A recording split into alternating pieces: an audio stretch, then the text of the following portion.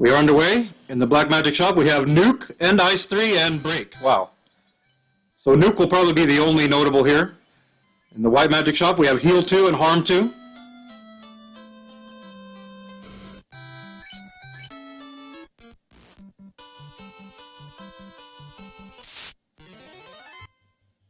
Looks like Sho will elect to take an encounter and get to level 2.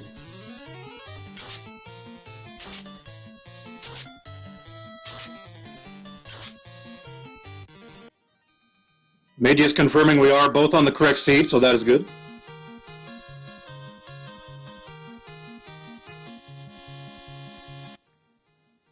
Sometimes, Asriel Ravenheart, it does seem that way.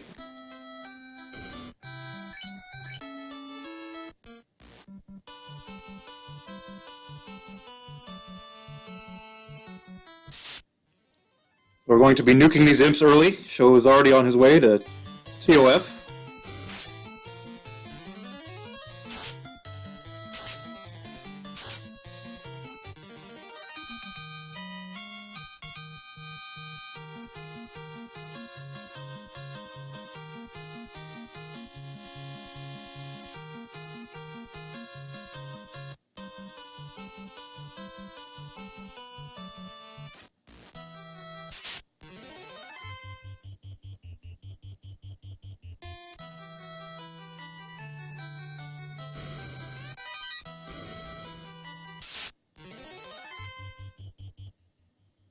Yes, they are random to a certain extent. However, once you reach a certain level threshold, you will basically have the same amount of stats. And Sho running into our wolves here. Roo.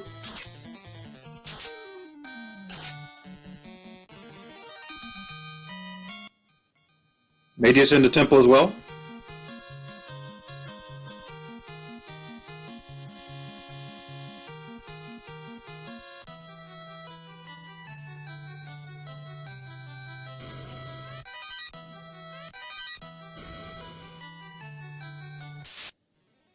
A pretty nice gold find there. That will help early.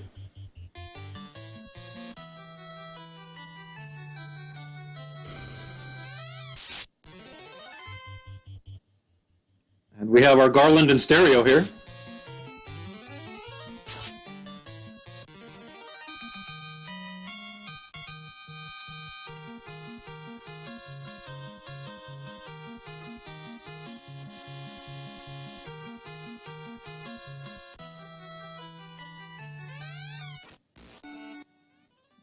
Game audio is cutting out, you say? Okay.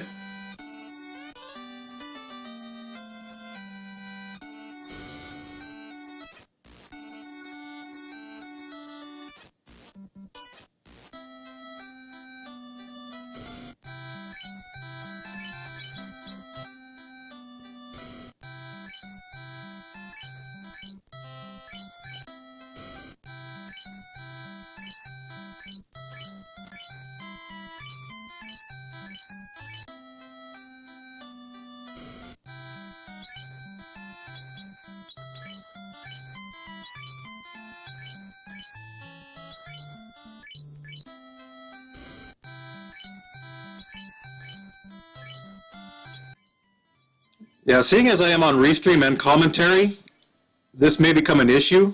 I may be able to remedy this with some background music. Let's try that.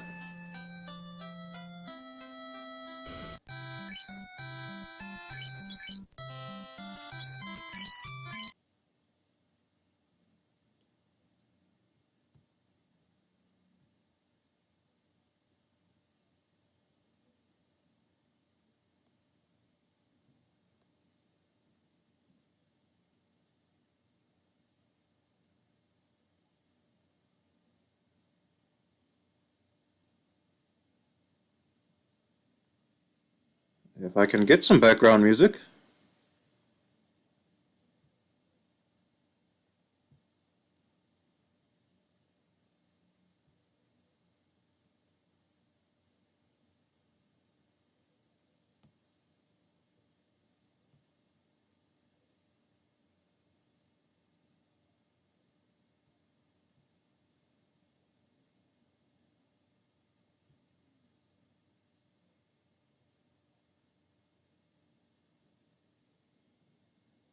Background music deciding not to work on me as well.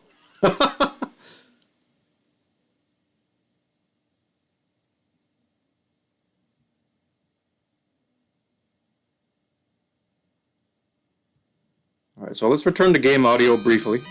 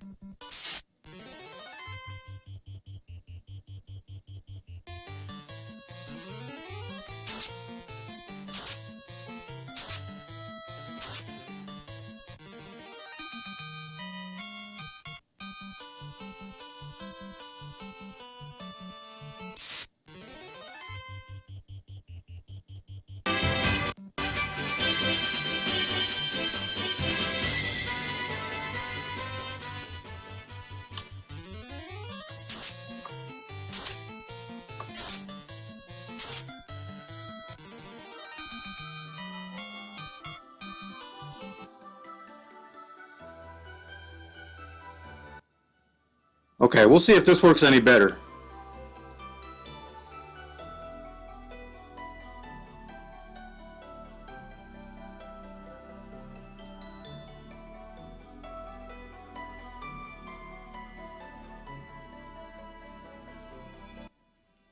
Alright, Mageius coming to the pirates now.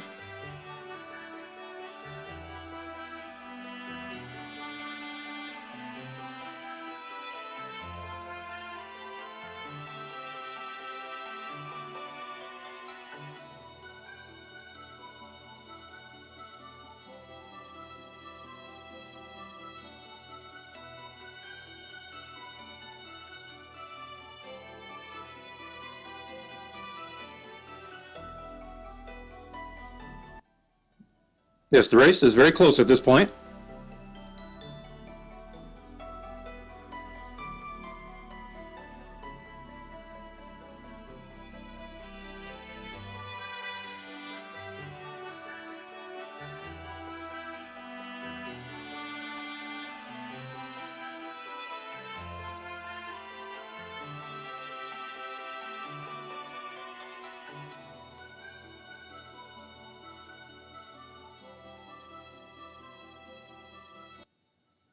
Mageius going to take a moment to admire his victory there before picking up his ship.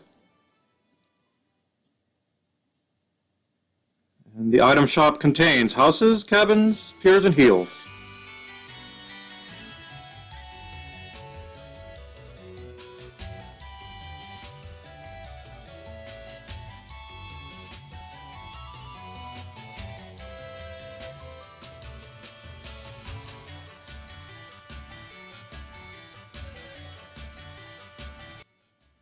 Both runners electing to pick up early heals here.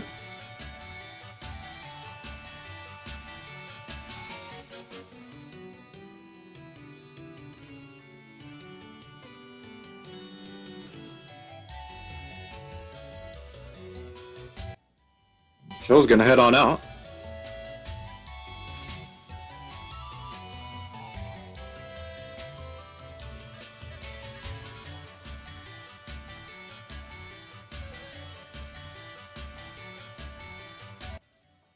Yeah, Fog 2 in the White Magic Shop. I'm surprised Mageius electing not to get that Fog 2.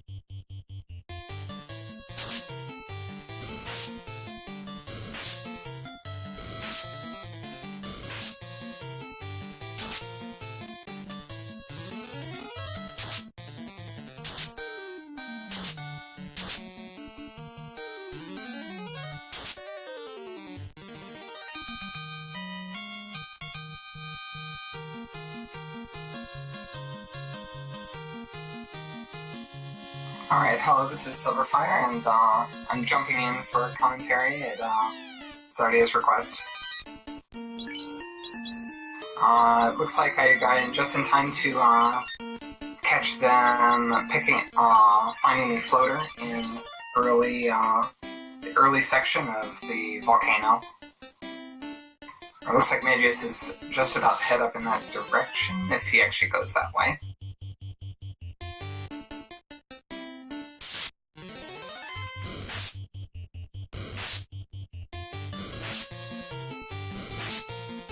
Meanwhile, Sho is clearing out the treasury room in the volcano. We'll see if he gets anything nice here. There's a heal helmet, that's useful. The flame shield is unfortunately not useful for his particular party composition, even though it is generally a pretty good item.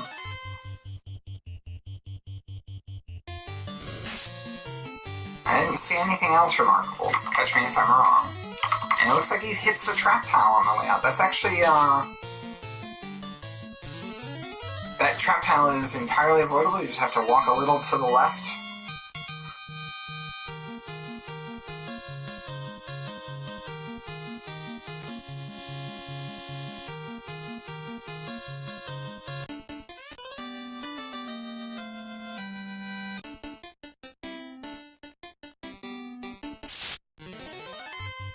And it's, one thing that I find interesting is whether or not you decide to warp out or walk out and use a house before descending deeper into the volcano here to maybe refresh those nuke charges.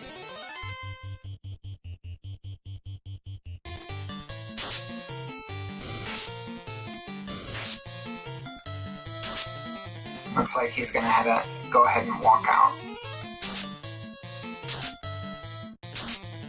This 4P'd fight is actually a pretty huge amount of EXP, so it's unsurprising that he decides to fight it rather than run. Meanwhile, over on Mageius' stream, he's a little bit further behind in XP, but not by, but only by like a pretty tiny amount. And he's also heading back out to refresh those spell charges before heading deeper into the volcano.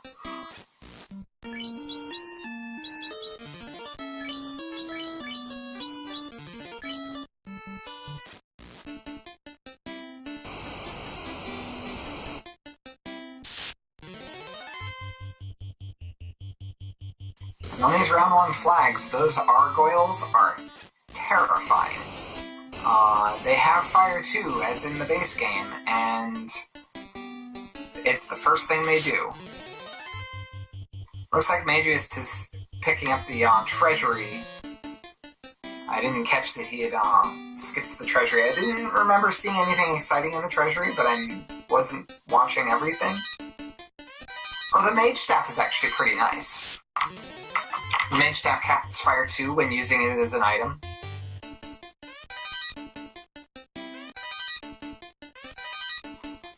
Hands with wings. I guess I could see where you're seeing that. To be fair, Paralisks are frightening given that they have an instant death move.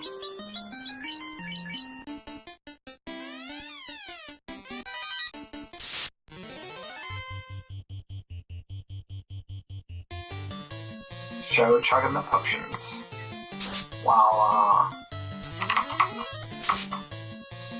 Mageius deals with the fire elemental that I was talking about before, which is very avoidable. Just walk to the left. And he's double checking to make sure he got everything, which he actually missed something.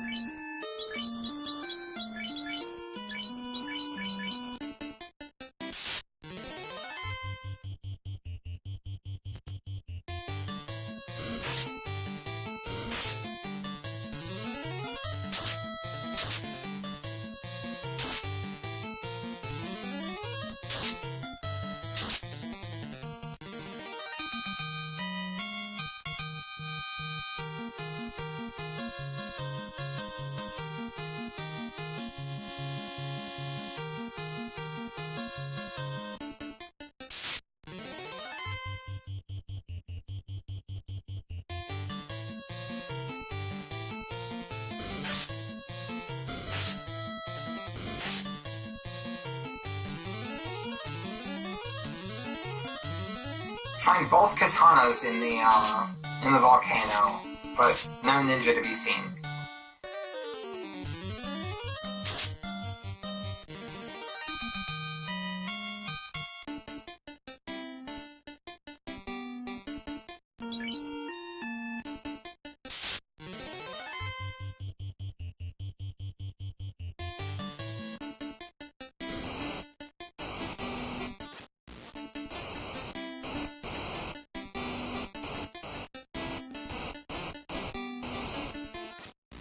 And there's the ruby, which, given that they've already gotten the floater, isn't the most exciting thing to find. They can already avoid it. We might see somebody have pity and feed the Titan anyway when they're going in to get those treasures in the Titan's cave. We'll see. Here we have Sho in the Agama grind room. This is probably the first place you'll see people consider a grind, and it's unclear to me whether he's how much grinding he's going to do for. So we'll see.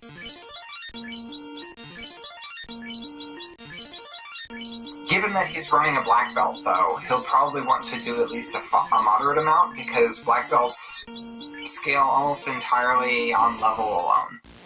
And I'm not even convinced he would be favored against carry without getting some levels.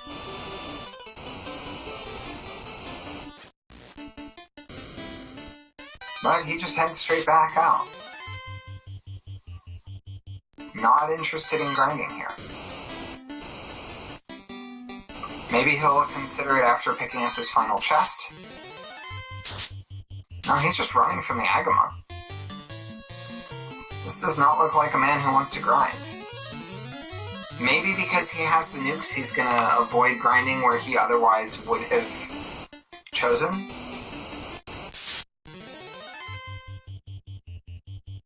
But this red dragon you have to be a little careful of because he has Blaze, which can hit up to, I think, around 250 damage. I'm just gonna go for the run.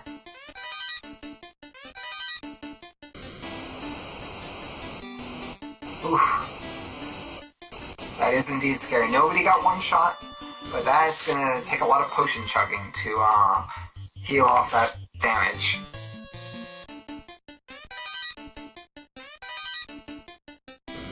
Expect a few desperation strats from both runners. There are in fact 2 katanas. Given that, like, if there are 2 katanas, I feel like they should have given Ninja dual wield, perhaps? This is the bonus bracket, which is only best of 1.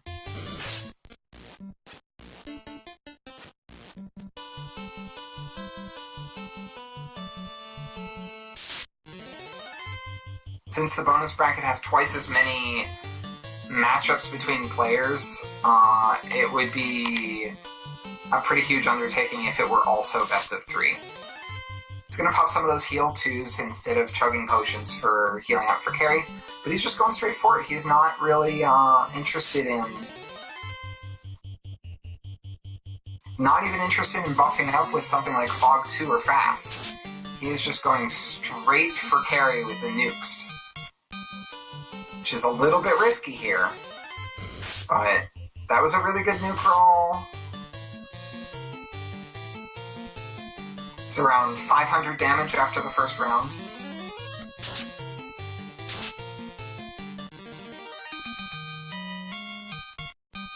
Down goes the black belt, and carry goes shortly after.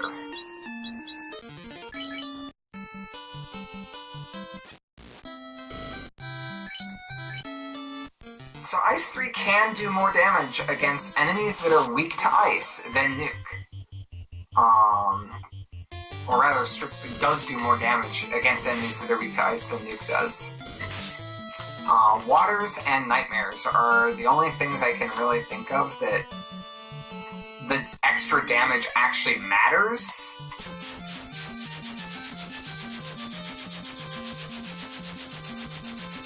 I mean, so you figure half of the spells are level 1 to 4, which all of the spells level 1 to 4 are pretty early, and never require class change for black magic.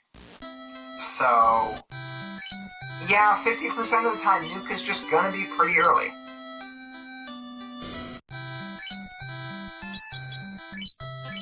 And if it's not Nuke, then you're hoping for either Ice 3 or Lit 3. Fire 3 isn't as strong as those two, actually. It's actually a little bit... Fire 3 is actually the weakest of the 3 Tier 3 spells. Or you might find Fade for your White Mage. In this case, they have both Fade and Nuke.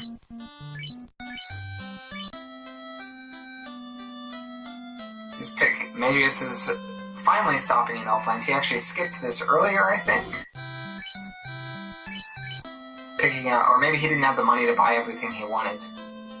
But he picks up Cure 4 and Harm 4 for his White Mage. And he's probably going to be picking up Temper here as well. Peeking in the shops for things like the bottle and pro rings, stocking up on some tents.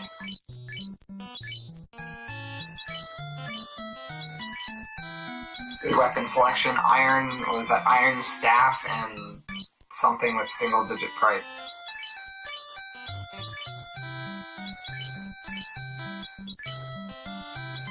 Oh, whoops. Thank you for the warning.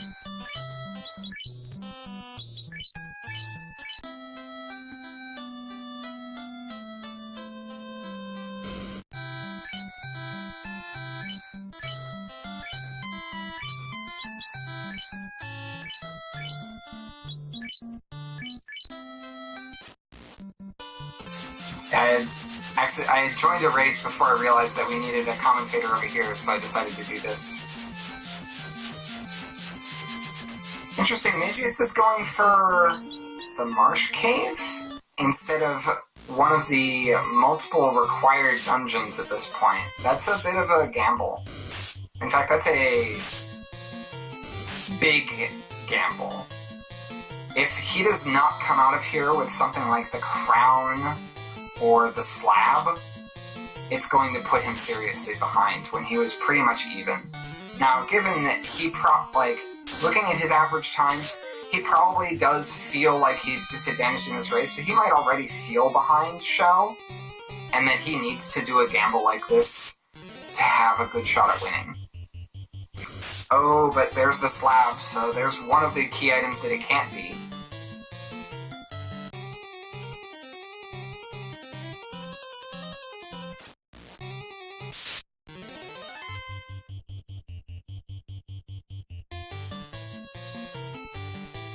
This is desperation strats indeed. Although I find it a little odd to come to, particularly, the thing I don't like about mages is if you're going to go out of your way to check chests that aren't in a required dungeon, I think I would go for the ones that are quote-unquote quick to get to before the ones that are slow to get to. So I would go for something like those Titan Cave chests or the Cardia Island ones, even if I was gambling, before going into Marsh Cave.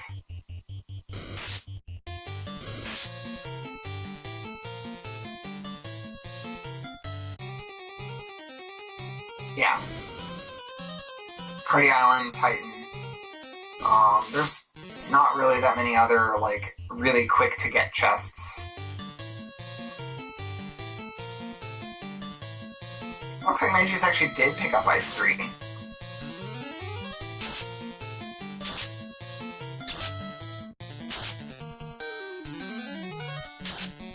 What was that Sho just picked up from there? It sounded like he did some inventory management, but I didn't see what he got.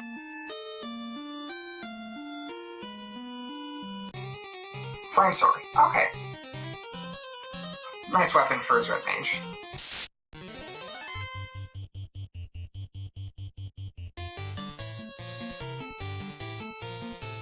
Although it's still going to be a little bit rare that there's a fight that he's going to actively be swinging his sword instead of nuking at this point in the game. But it's good to have the option. Do they not have access to warp? I thought I saw the warp spell, but maybe it required class change. The mage should absolutely be running here. The enemies here are garbage. Where's he going? Oh, he hasn't. He's going to check the other half.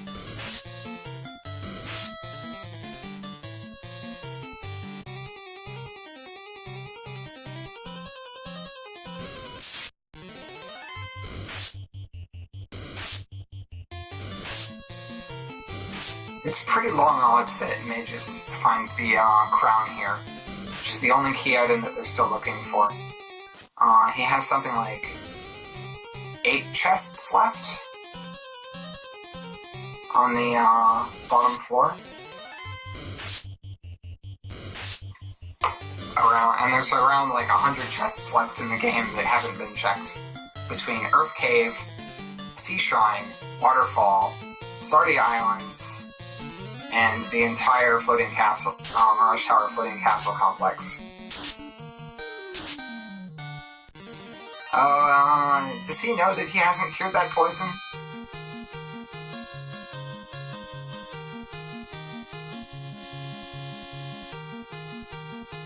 Okay, he is going to cure the poison.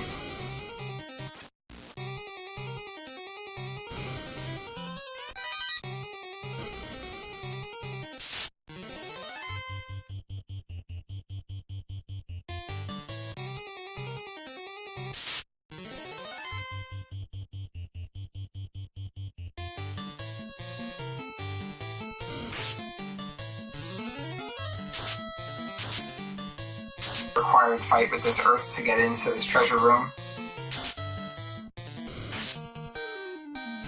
Meanwhile, Mageius is clearing out a lot of packs of fairly weak enemies in the Marsh Cave. Much slower than running away, especially considering that you're over-leveled here. So that makes running away even more favorable than it would when you're normally here.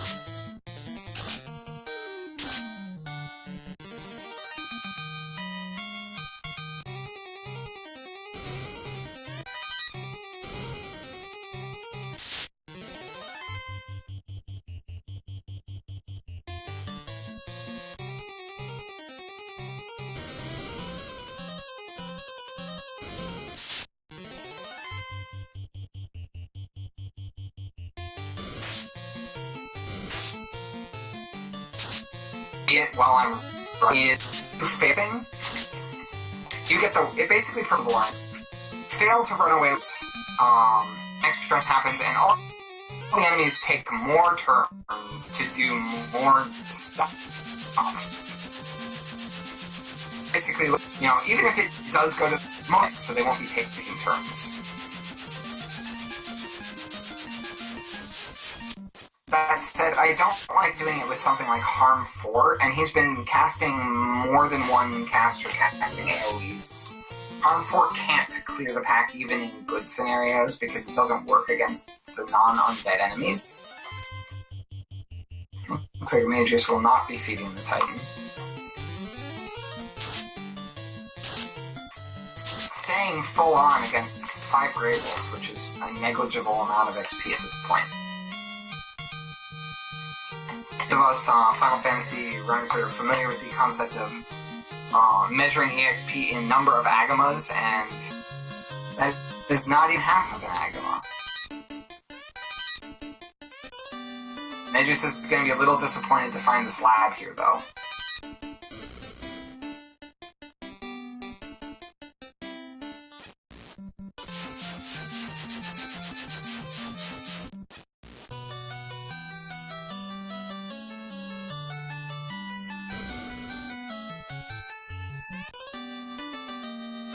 That's the point of feeding the Titan in vanilla. You get Cesardo, you get...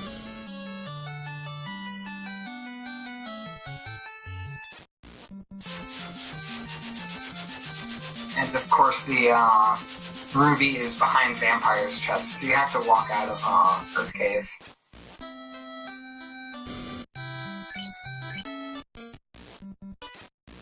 I wouldn't be surprised if Mageius decides not to go straight to Earth Cave here, given that he has the slab.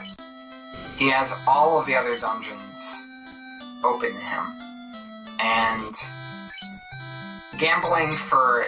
At this point, I would consider it a pretty good gamble to go to some Mirage Tower immediately, or something like that, instead of going to Earth Cave. Oh, those are expensive pro rings.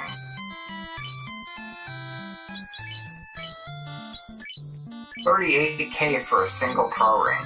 You can only afford one. He's looking to sell some stuff to maybe for a second, but I don't know if he has enough. He doesn't even have enough after selling that silver bracelet. Dr. Une will teach us a dead language that he just translated off of that slab in 5 seconds.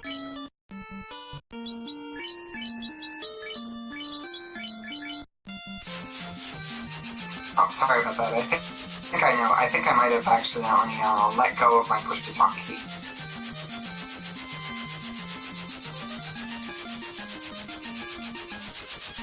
Well, at least Mageius is certainly not going to, we can see him choosing not to. I don't know where he's going. Cave here, too. He's checking a bit lost in the ocean. Looks like he's checking those already islands first. He doesn't realize he can land on the planes are still planes. There's a ribbon. That's a good find.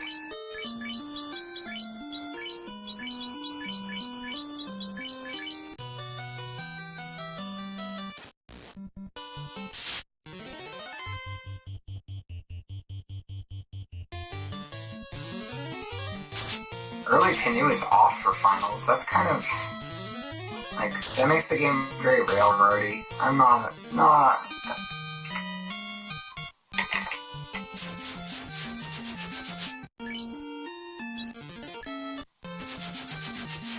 Tyros are delicious. I mean, friends. I mean, they're food. I mean, what?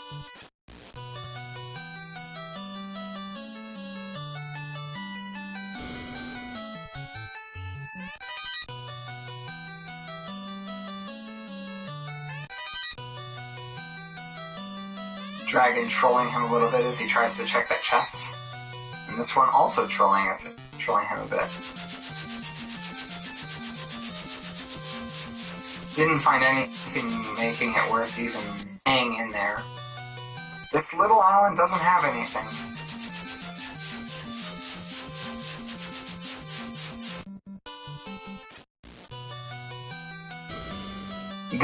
Meanwhile, on the show's side, these nuke fights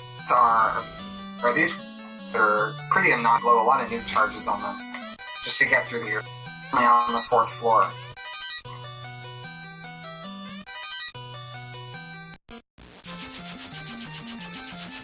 And if wizards weren't enough of a pain in the butt, how about a back attack from a 8-pack or 7-pack of giants, werewolves, and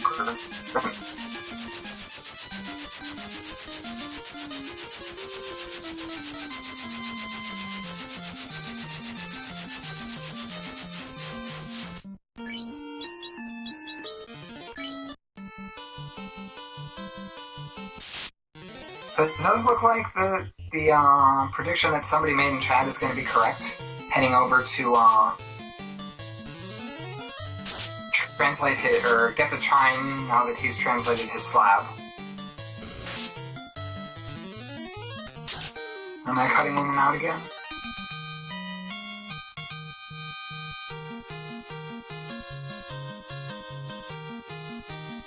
I'll try to keep an eye on my audio level to see if it's something on my end.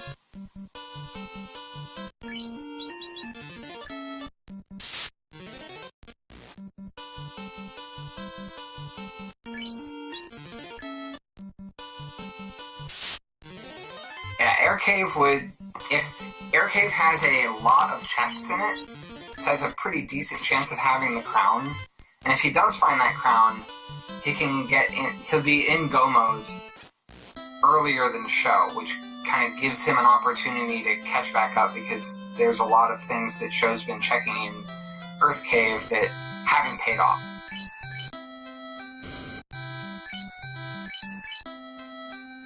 These shops require the tail. I wouldn't even bother checking them. If you're not going to walk all the way back... Oh no, the NPCs are really trolling him. Wow, that body block. Is he gonna... Okay, they got out of the way for him. Oh man. Full defensive linebacker setup.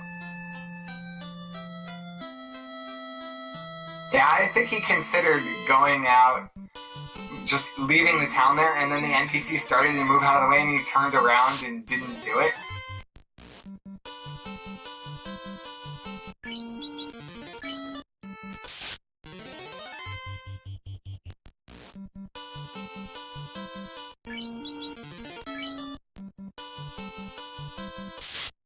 That was a good 20 seconds lost to NPC movement, I think. That's what you get for checking that shop.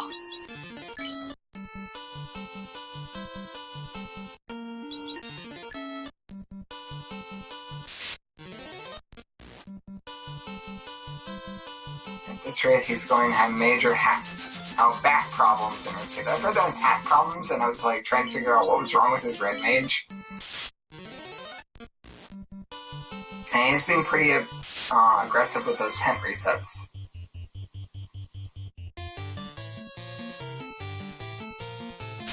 Really, going for the kill on these Ankylos with his preempt instead of just taking the guaranteed run. His black belt is pretty weak, and these do give a lot of XP.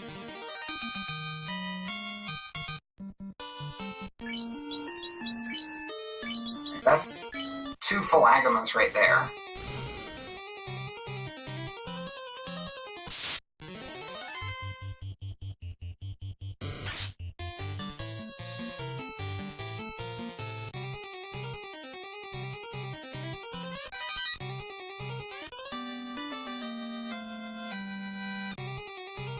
The Adamant is not useful to him. But there it is. The defense sword is useful to him, and the power gauntlet right next to each other. Those are some nice finds. But they're not the thing that puts him in go mode. And at this point, Sho is clear out of his Earth Cave, and he is heading to Crescent. I'm not sure what's in Crescent that he wants. He wants to sell the katanas for money. Is this where the bottle is? No, he wants... Oh, right, warp was too expensive. That's why nobody had it.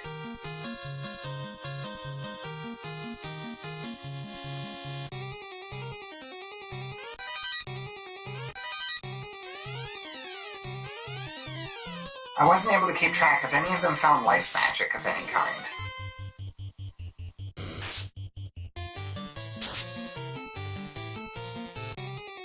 Oh, he didn't pick up the... I didn't notice that. I hope he realizes he hasn't picked up the cube.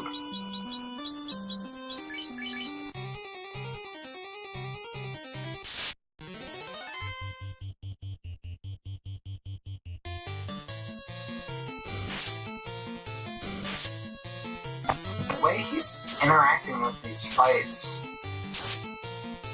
like also not having work to just pop back out and save after, or even pick up Red Mage. And Sho runs into a Tyro, but elects to save the Tyros.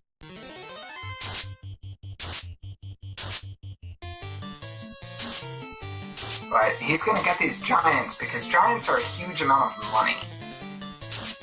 And I think that's what he has in mind, given that he just went out of his way to sell some katanas to buy a warp. That's 20k gold right there-ish.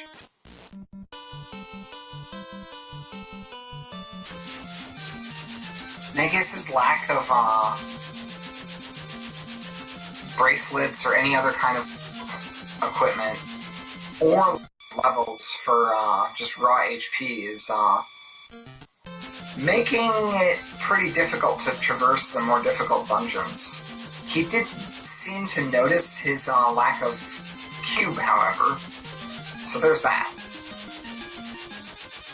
But he doesn't seem to have a good feel for his way around the world.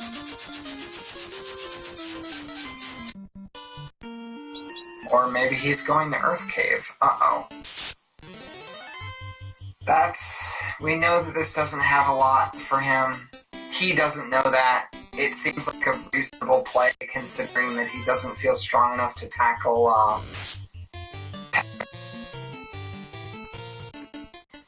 So this is kind of a bit of an unfortunate situation unraveling. He kind of abandoned ship because he wasn't powerful enough for the Mirage Tower / Floating Castle, and went to go take on an easier dungeon. But having to change your plans like that is generally not what you want to be doing. And it's not really something that you can always plan for, especially in later rounds where it's like, oh gosh, I can't deal with this composition of spells that are in this dungeon. but you're really looking to correctly estimate your strength so that you can clear a dungeon the first time you step foot into it.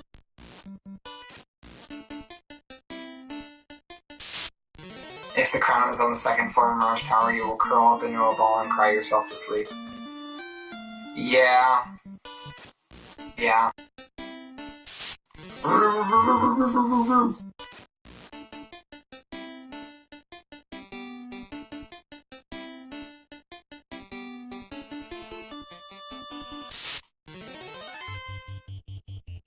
In fact, it's about as likely to be specifically second floor Mirage as all of Marsh. So, Waterfall Cave is a good, yeah, Waterfall Cave would have given him a good amount of opportunities to pick up some XP, while also getting the cube, which was necessary to clear the air orb as well. Meow meow meow, Catman. Meow meow meow meow meow meow meow meow meow meow meow meow meow meow meow, Catman.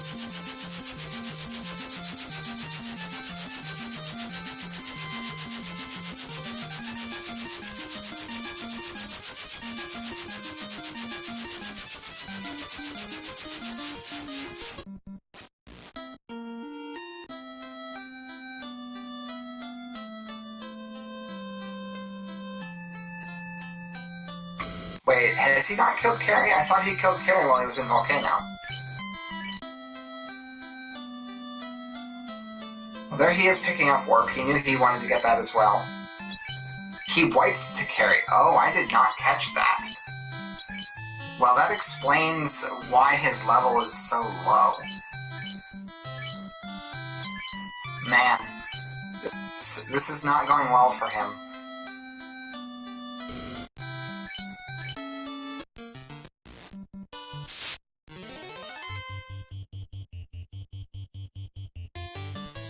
Yeah, sometimes, like, fallacy of, like, well, I failed to do this, so I shouldn't be trying. And, like, it seems like Mageius might not have the, like, a deep enough understanding of the game to kind of understand the difference between bad decision. Because just because you got unlucky doesn't mean something was a bad decision.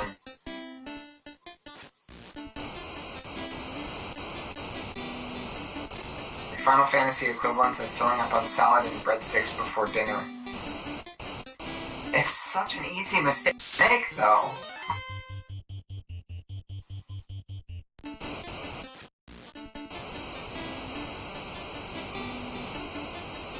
Just got all these breadsticks and salad in front of you.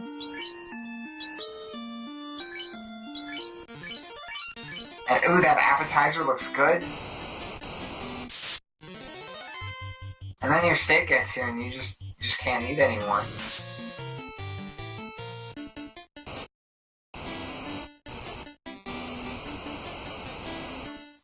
Yeah, he is pretty new to this, and he also hasn't had a whole lot of time to practice. Like, I know I was organizing a practice race, and he was like, oh, I want to practice, but I just have to do this other thing. Like, he's stepping on trap tiles and things that... that Great Worm actually was not a trap tile. Trap tiles... No, I could have... I don't know.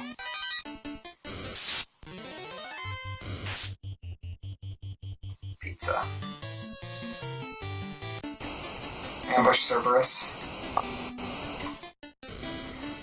I do not like Cerberus. They have an extremely high ambush rate, and in later rounds, since they have the Scorch ability, they can have other spells instead. And for example, I had on just a round 2 seed, I had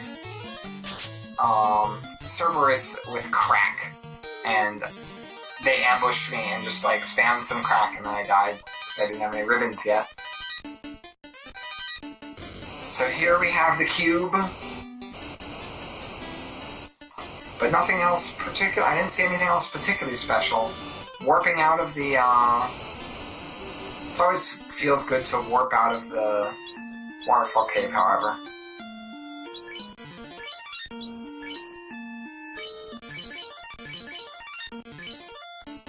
Yeah, I feel like I kind of backed myself in a similar corner with trying 2 randos. Being that I'm fairly deep into the Dragon Warrior Randomizer race in the bonus bracket of that. And then I joined this randomizer tournament, and part of this was me not expecting to get as far in Dragon Warrior Randomizer, considering that I got bopped to the lower bracket in round 1.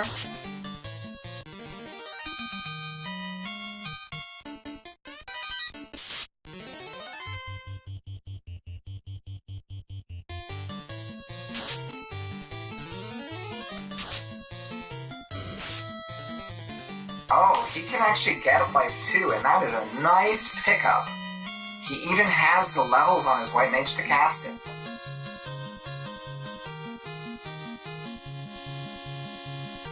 Rise from your grave. That is Altered Beast, right?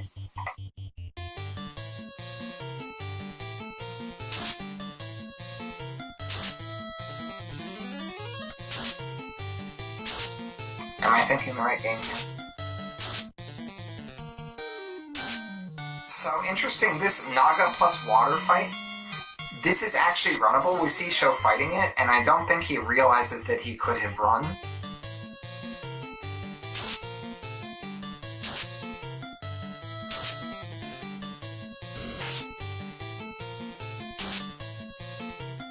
He also seems to be going upstairs before downstairs, and this is another thing I find a little...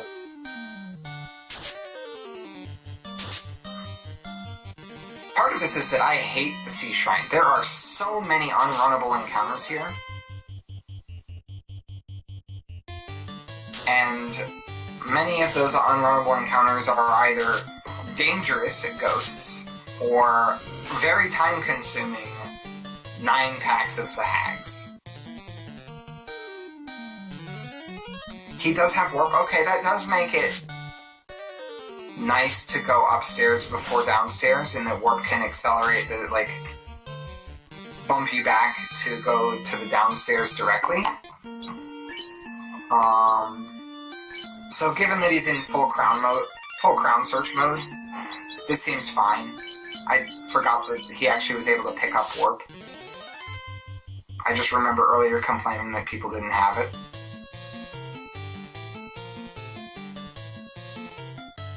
He's really looking to pick up more XP here, though. These Grey Sharks are pretty good XP, but they haul a lot of HP. You see one taking over 300 damage punch, and it doesn't drop. But they're about the same XP as an Agama, so... You know, you can't really go that far wrong when you're just running into them anyway, and just picking them up on your way. We'll see if he gets anything up here on the mermaid floor.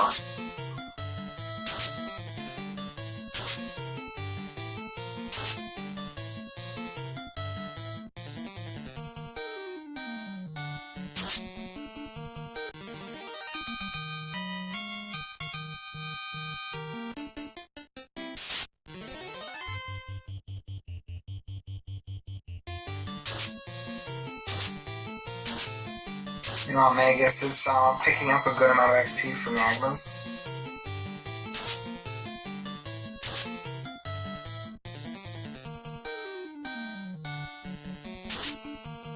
Grape Sharks.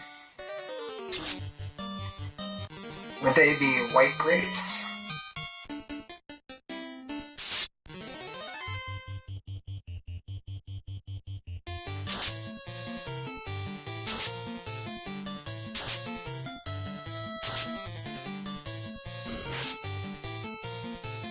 So he didn't get anything on the mermaid floor that is particularly exciting. He got an ice sword, which we saw him equip on the red mage, and he got the Aegis shield, which is not useful for his party. leaves a pro ring in a chest. Did he already buy pro rings for everyone?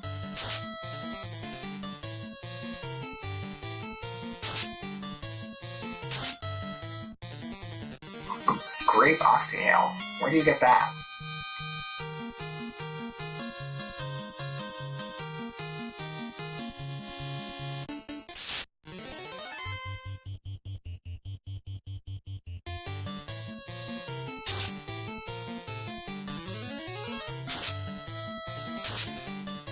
Do you have to get those from Purple Fairies? Oh, okay, he squeezed some Grimps. Great Imps.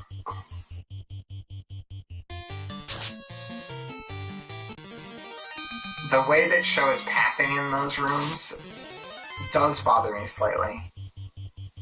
Because he's not walking alongside the bottom of the room, and therefore is taking like 6 or 7 extra steps each of those rooms that add to his encounter tracker, as opposed to the free steps along the bottom of the room where it not only can you never get into a fight along the bottom of a room or in a doorway, you do not even increase your threat counter. It doesn't count those steps as stepping in a zone that monsters can spawn.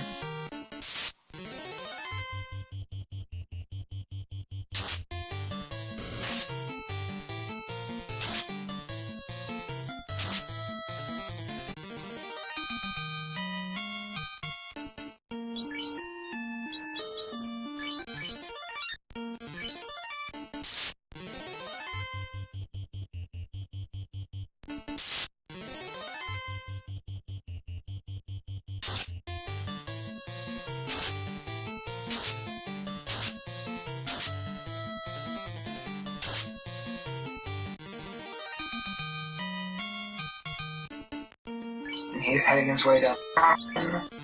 Meanwhile, looks like Mageius lost his white mage in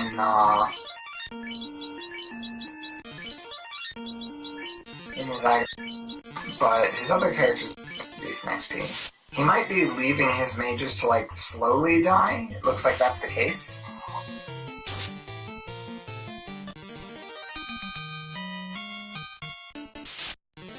Or at least his black and white mages. He's healing up the red mage.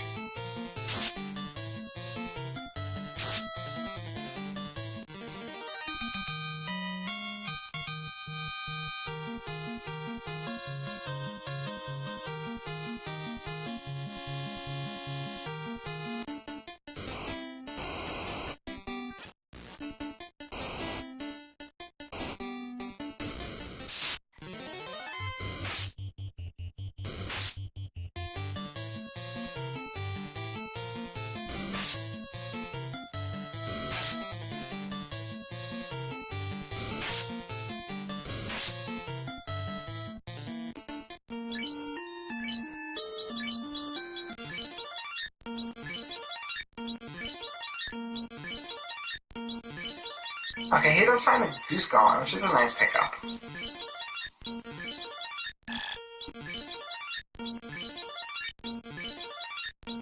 Did he just drop the No, he's not the one who has the power gauntlet. Okay.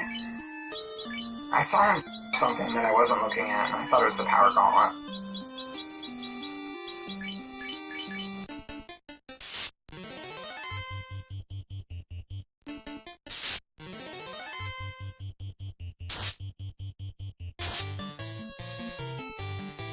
I would not be toying with this red dragon alone. He might be intentionally trying to, does he have a ribbon, though? To protect this black mage? Or, sorry, black belt? Oh, he dies... Okay, he does have a ribbon. You're right, he does not have the power gauntlet, because he died before walking out.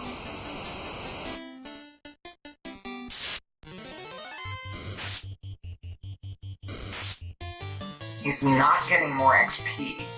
That's a little worrisome. he also is not healing up in between battles, which could be lethal for him here. Oh no, oh no, but he fails to run. Yeah, 23 is extremely risky. I would not try to solo carry on anything less than 31. Did he run out of heal potions? Why did he stop his grind so early? Wow, those ghosts really went for Sho. Sho does have access to life too, so he would have been able to recover from that. But that is why ghosts are scary.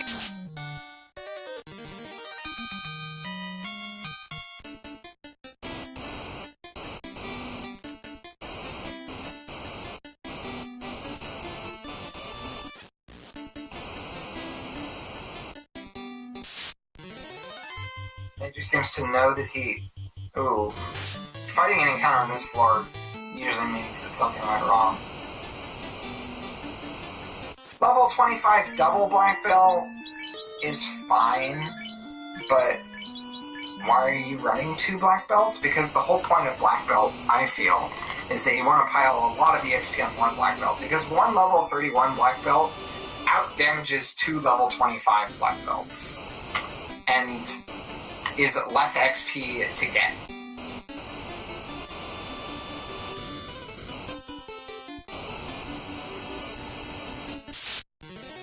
I mean, I guess maybe they're forced upon you and you're like, well, if I'm running 2 black belts, then I'll run 2 black belts. There's the tail. It's interesting to see whether Sho will bother turning it in. He has really good offensive magic. He has life.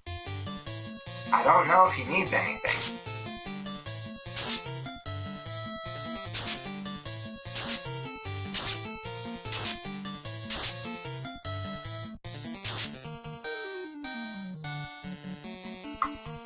I think he did pick up...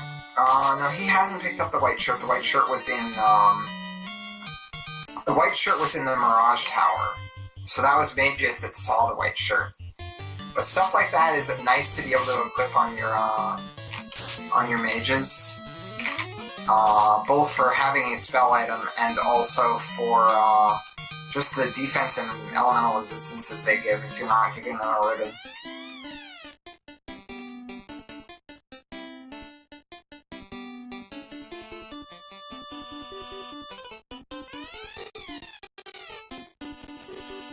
Mageius is standing, possibly just thinking about what his plan is going to be. Given access to 3 extremely powerful spells, I think at this point you choose to forego much grinding. You certainly feel behind. I think that you probably could make the assumption it's like, I can't afford to grind. I just need to get moving.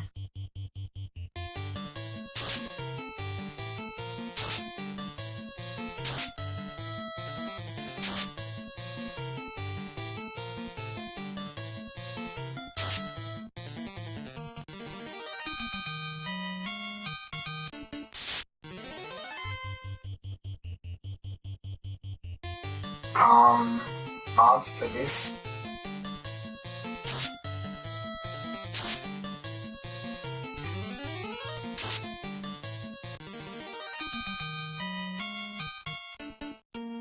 Stack shows buffs for a nice big punch. He manages to get the Cure 4 off as well. Temper is extremely powerful on Black Belt in particular because, oh wow, this Kraken is just like barely unable to kill that red wizard that made.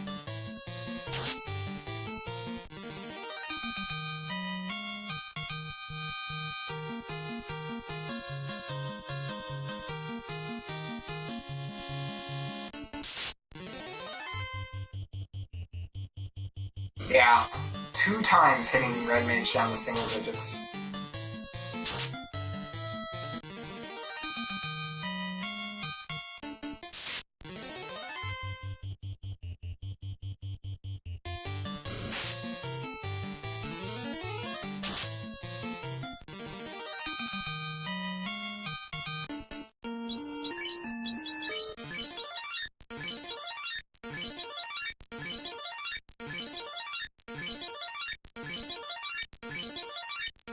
Yeah, Sho has an enormous lead at this point. He has 3 fiends down to, currently 1, right? Did he pick up the Earth Crystal? Earth Orb? He does go and visit Bahamut, give Bahamut his tail back. That's why Bahamut never turns around, is because he's embarrassed about not having his tail.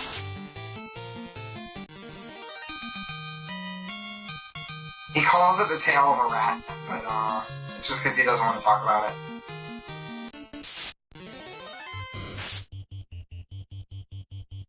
There is no way that Sho is going to lose at this rate. But he's going to lose in our hearts because he's not killing Tyro, feeding us delicious Tyro steaks. Or maybe he's winning our hearts because he's saving the Tyros. Which is it, chat? Do we love him or do we hate him?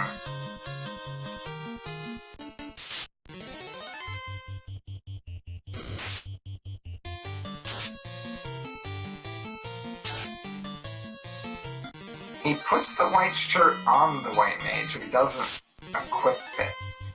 It has elemental resistances that you presumably want, although there are.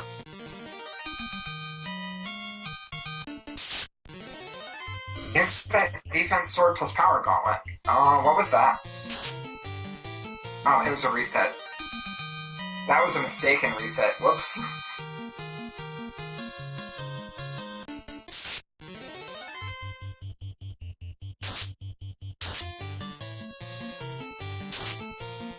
Well, at least he didn't lose much out of that.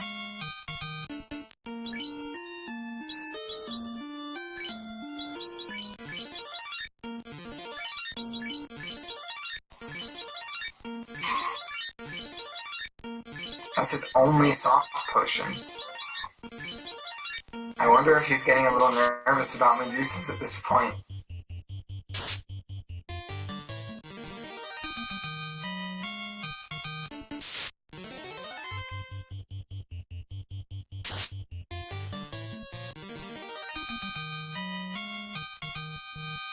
The thing that determines whether I keep or turn in the adamant is whether I need it to move my heal potion over so that they're directly under the loot. Because if your heal potions are directly under the loot master,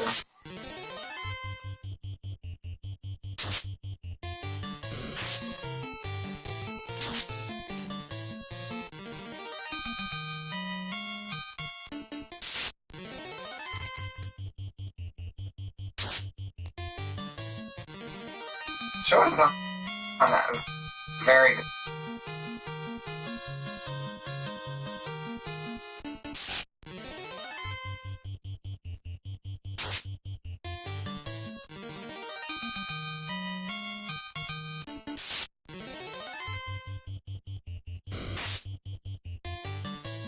That's one of those fights that I like to throw out the nuke while running. He decides to just reset out of it. He gets a chance to strike first against 5 guards. A nice handed lead. It's curious that Mageius is still going for this grind 2 characters and seeming to be a little skimpy on the healing between battles. Particularly before his white mage died,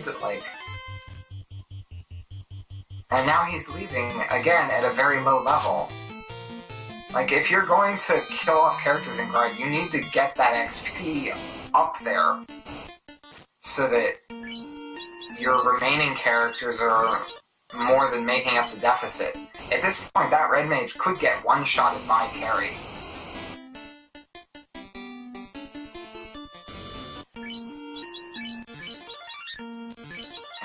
I don't think he's respecting the potential power that his boss have.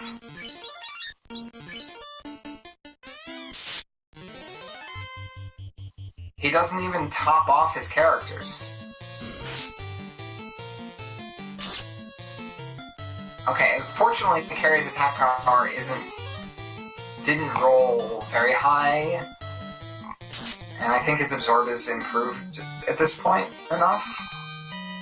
So Carrie goes down this time, but I would not have felt comfortable about that. And this is unrunnable. Oh no, he doesn't realize it's the unrunnable fight.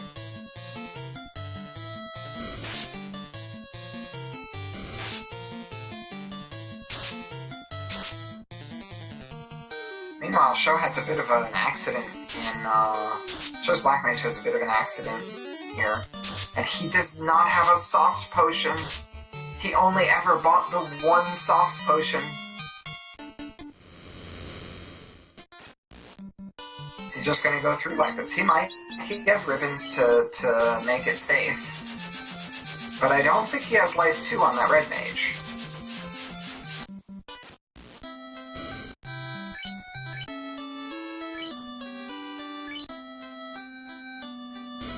Nice eye fight. It is a good amount of share between only 2 party members.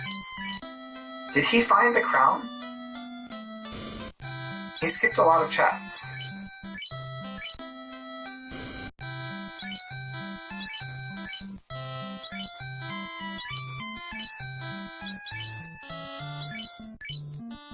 Chat, did he find the crown? Sho found the crown. So it was level 2 Mirage? Oh no. Poor Mageius. He was looking for that earlier, for that gamble, and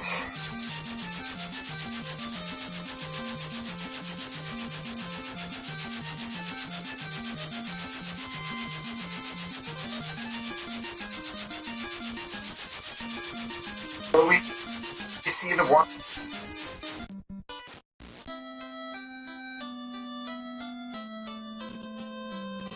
These are actually really good XP. They're more than an Agama each. So I'm not surprised to see him stick around for this fight.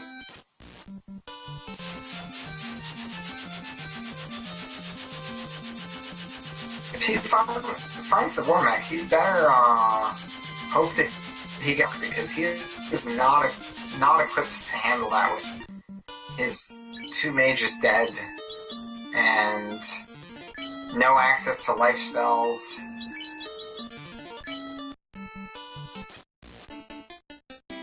One more Nacho. We're running out of time to see a Warmech per day. Maybe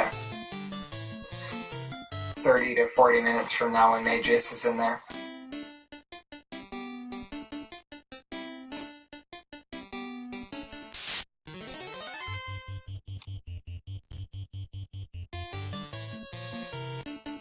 My end, and I can't see any problems on my end with the audio.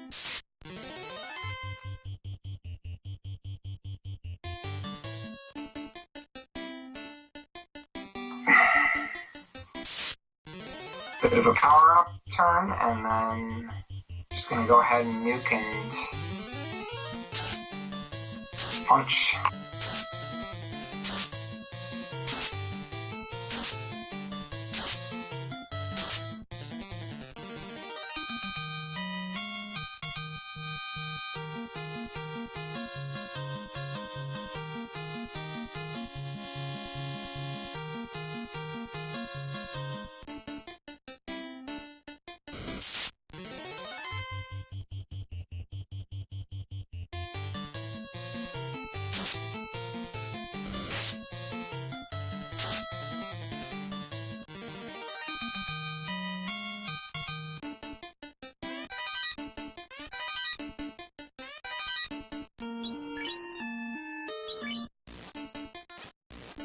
Okay, so Mageius is 3 orbs behind. It will be a while.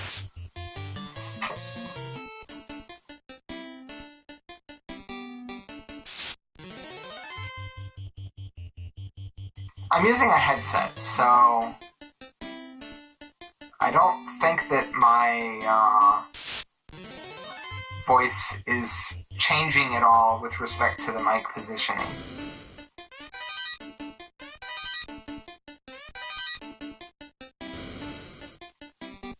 Check, 1, 2, 3.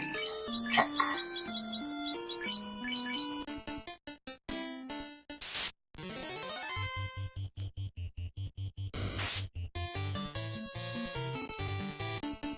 Mageius still has, like, almost no equipment on his mages. And that's a major contributor to wiping. Sho could get a sub 140. 15 minutes for Temple of Fiends is very reasonable. Even more so if he sets up the RNG manip that is possible in this round 1.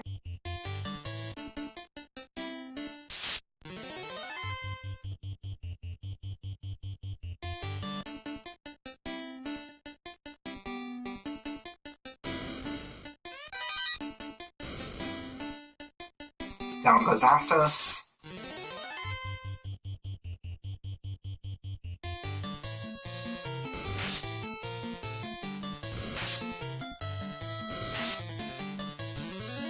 It's a pretty nice airship flying.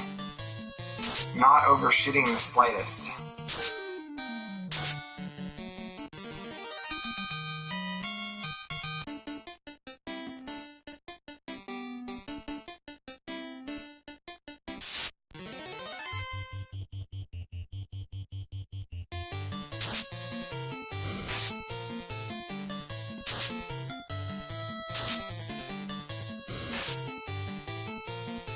He has 20 soft potions after what happened earlier.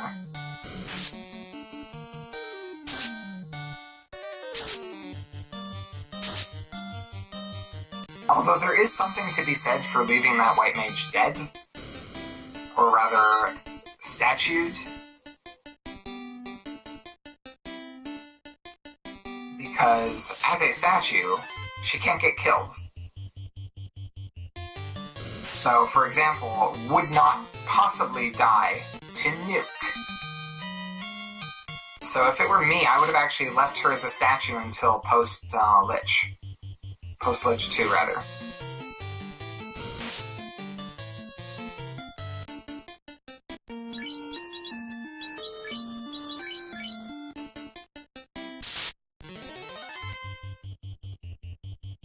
Not even checking any chests with this Mystic Key before heading up to Temple of Fiends Revisited. Also, not setting up any RNG manips, so we'll see if he gets something like the dreaded gas dragons or this unrunnable worm.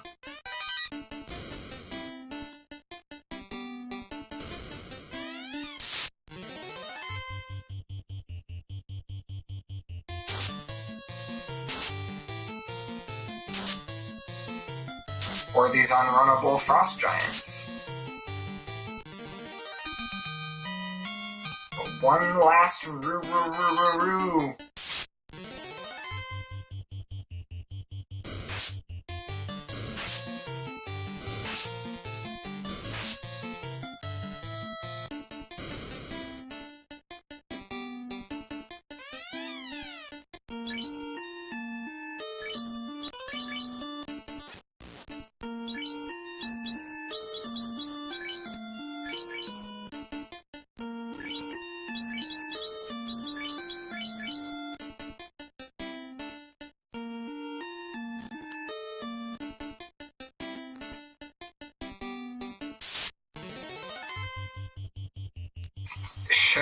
So this is why you this is why it's good to learn that RNG manip, because 3 out of 3 unrunnable encounters, and this one is very dangerous.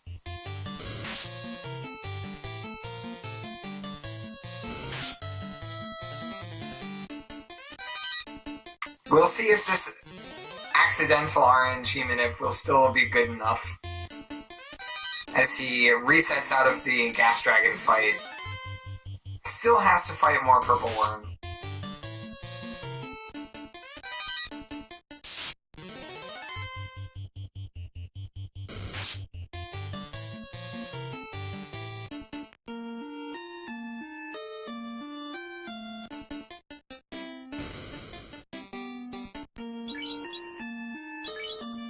Perhaps he's being a little too conservative here, actually, considering how all-in he's acting by other standards. I'm not sure if I like using the heal helmets, for example.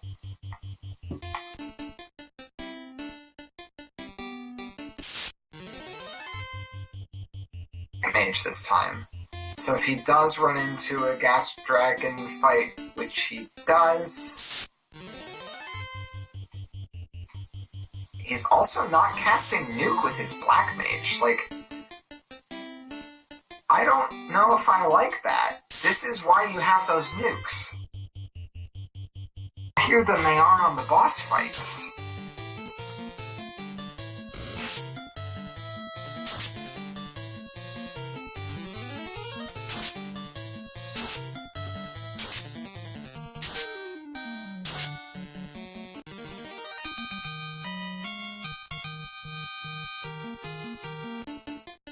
That's actually 5 unrunnable encounters in a row that Sho just got.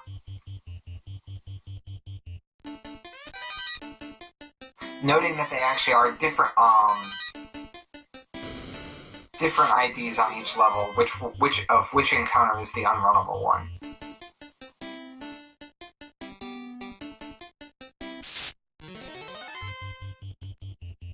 Six unrunnables in a row.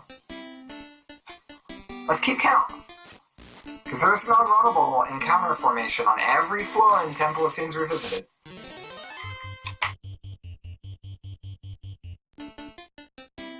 You could avoid this in round 1, because there is an RNG manipulation available to you. Even just power offing before entering Temple of Fiends, I believe, gets better results than this.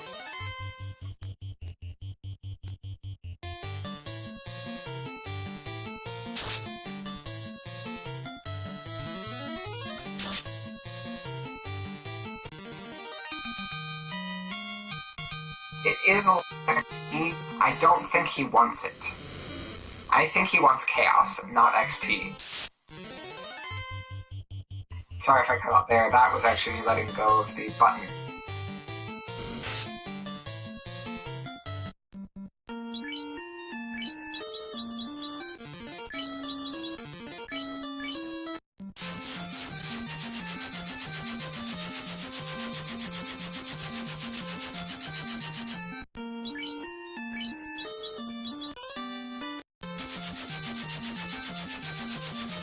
And another unrunnable encounter!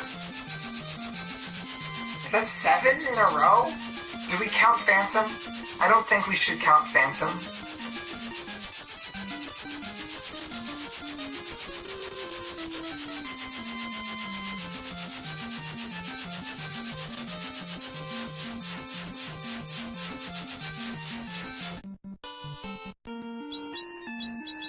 This is making that sub 140 look a lot less likely. He hasn't gotten to any of the refights, and he's only got 8 minutes left on that sub 140.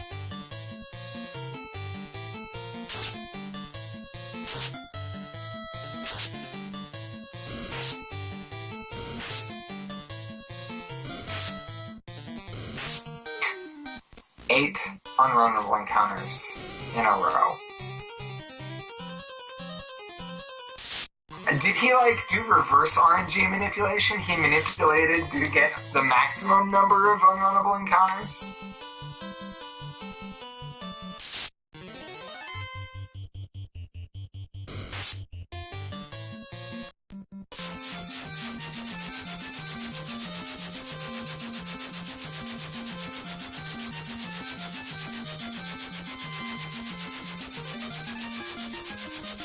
And that's just in a row. That's not even just, total in Temple of Fiends. A row. He has not had a single runnable encounter until this Frost Dragon fight. Crown was in Mirage Tower, floor 2.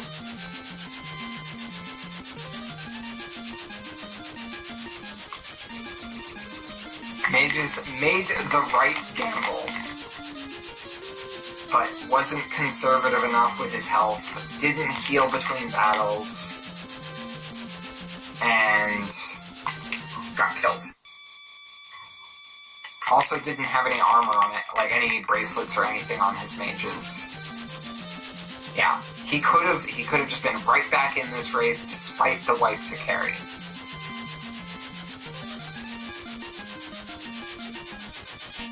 he even had a ribbon already, so it's like, it's not even like he was missing, like, yeah, I've got all the key items, but I need other equipment.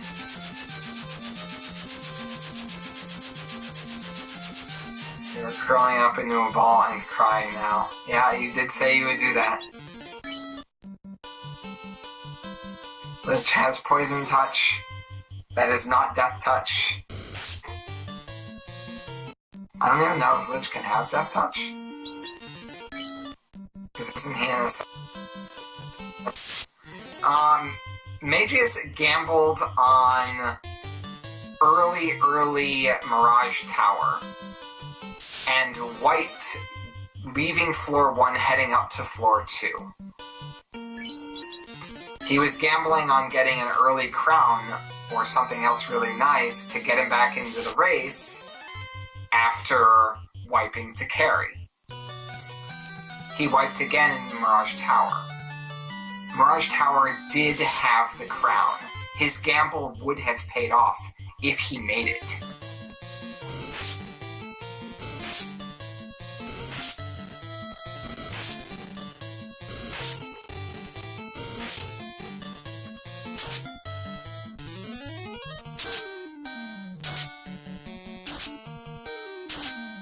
Lovely sound of walking around with a poisoned party member.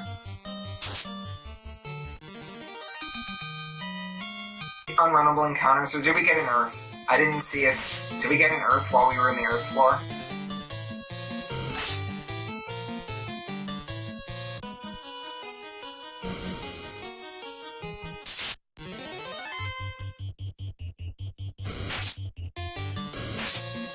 No, he didn't try again. After he wiped, he decided he wasn't strong enough to deal with Mirage Tower because he died pretty quickly.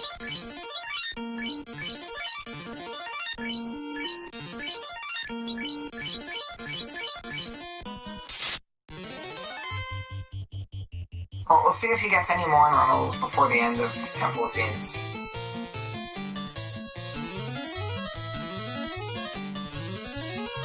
I'm not sure if it was a gambler's fallacy / sunken cost issue, so much as he thought his gamble wouldn't work because he got brutally murdered and he didn't think he could make it alive.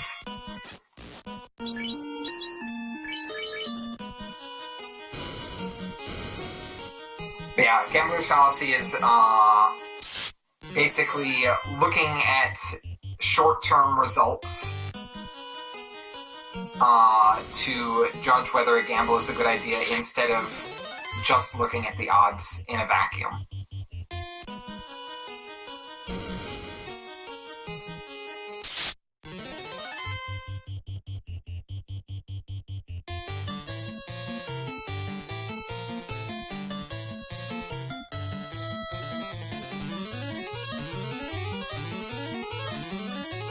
In both cases, it's a results-oriented thinking, which is very dangerous to do when you're approaching a random event, because the human brain likes to see patterns where there are none.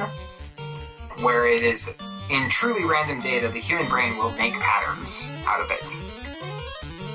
And you have to be very careful of that kind of cognitive bias, which is the root cause behind both types of gambling fallacies, of sunken cost fallacy and gambler's fallacy.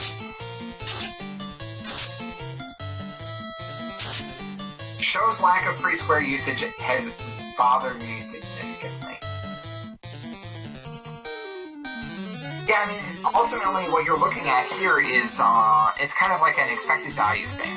I'm checking X many chests in Y amount of time. Is this place worth going to? Can I get more chests per minute going here than I can going somewhere else? Mirage 2 is pretty easy to check through. And so it's kind of like Mirage 1, Mirage 2, there's a high density of chests. Mageius felt behind because he wiped to carry, making a risky but correct odds play, like risky but can pay off well play, is totally the right thing to do there. I think that he may have underestimated how dangerous the enemies were. He did not hit up Waterfall. It looks like he forgot about Waterfall rather than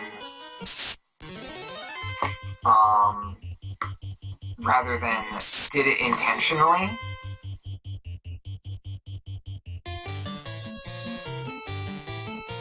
That's true, because if you're expecting your opponent to do exactly the same thing as you,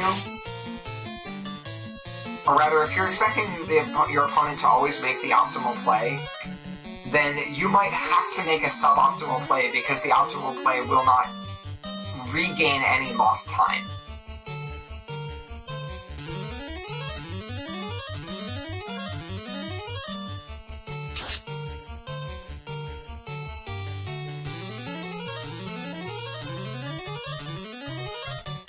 Well, the Earth Without Rod, actually, there's situations where Earth Without Rod, it's not that much different from, if you don't have the floater yet, it's not that much different from Ordeal's Ice Cave and Marsh Cave.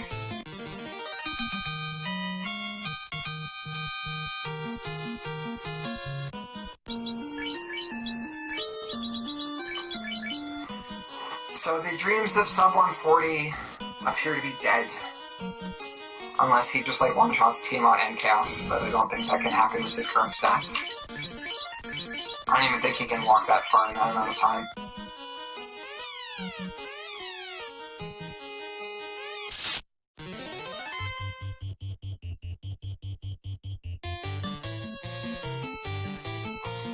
Tiamat's determined to throw a wrench in the plans by one-shotting the Black Mage, but doesn't manage to do it before Fast resolves, which is all you really care about.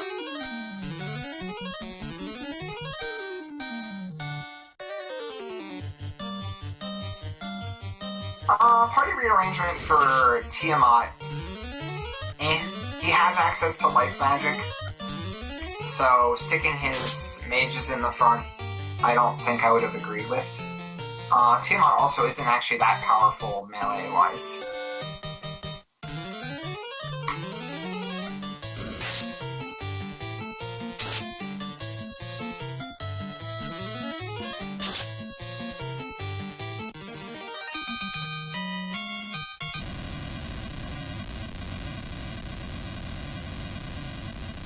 I think that he survives even a max attack rolled. Max attack on Tiamat is only 120%. I think that Black Belt just survives that on his max HP.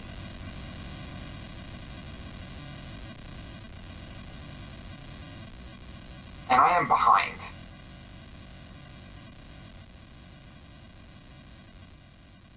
ShoStream has been lagging for me some, so I'm not surprised that I fell behind. GG.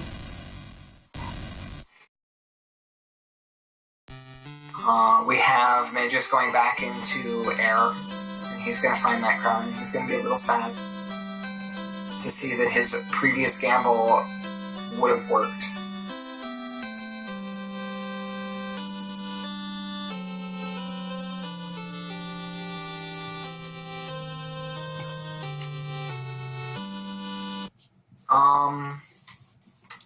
I would say we learn to put some dang equipment on your mages.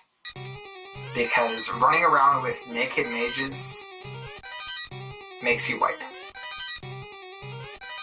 I would say that we learned when you choose to do the Agama grind with half your party dead,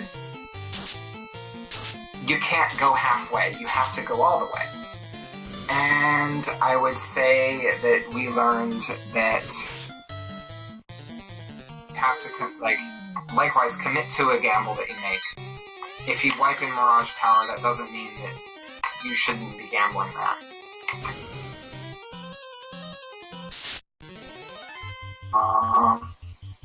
Sho is in the waiting room if the admin could pull him up here. I think he'd like an interview.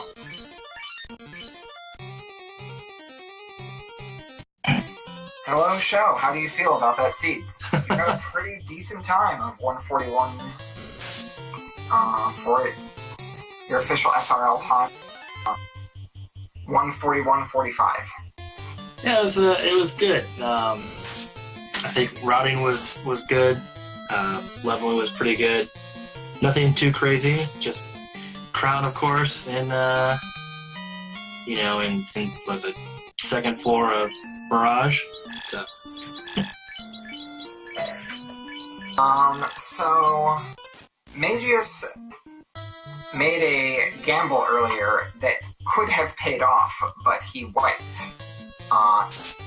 After he actually wiped to carry, and then in an attempt to catch back up, he went to the Mirage Tower before going through earth or water. oh. But then he wiped before seeing the crown. Yeah, what was it? What is it? The skills that the Chimeras have. Cremate? That could hurt if you don't have any, like, elemental protection. Cremate. Vampires actually hit quite hard too. He didn't have pretty much any equipment to protect him from the various dangers of Mirage Tower. And after wiping, he turned pale and ran. Yeah, I try to avoid going to places like that, like first, or even fairly early until at least I have some sort of protection. At least in these flights, just because we know what they have.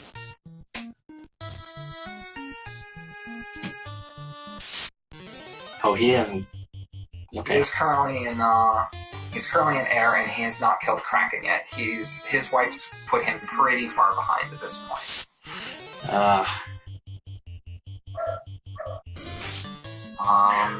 One thing I noticed, you didn't commit to any sort of grind at all. Do you want to share your decision making on that? Because normally I see black belt parties almost always go for a major grind. Well, with these flags, with only 120% enemies, you don't need to really grind. And generally by the time we get to the end, or even like Kraken, party level should be roughly 21, which is where the black belt gets those extra hits and becomes really powerful.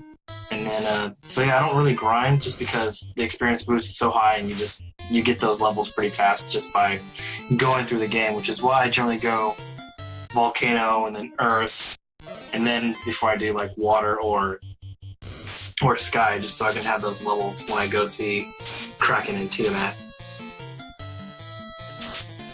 Okay.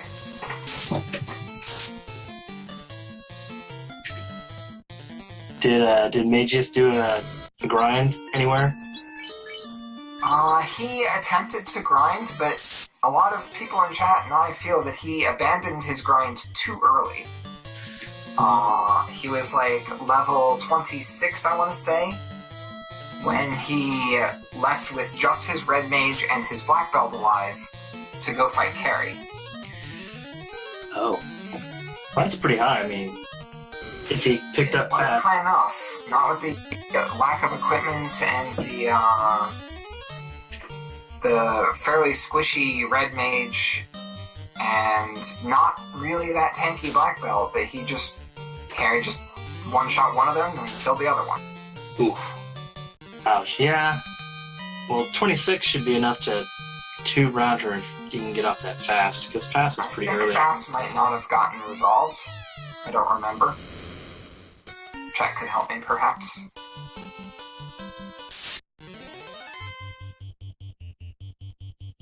I think one of the times, actually, only the black belt was alive, and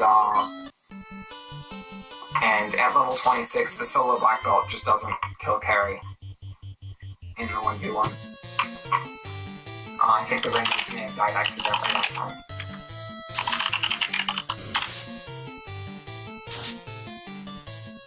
Now it looks like Mageius is taking his aggression out on a Tyro. Looks like Tyro steaks for dinner. Nuclear... Just nuke some of the Tyro steaks. I'll have some leftovers.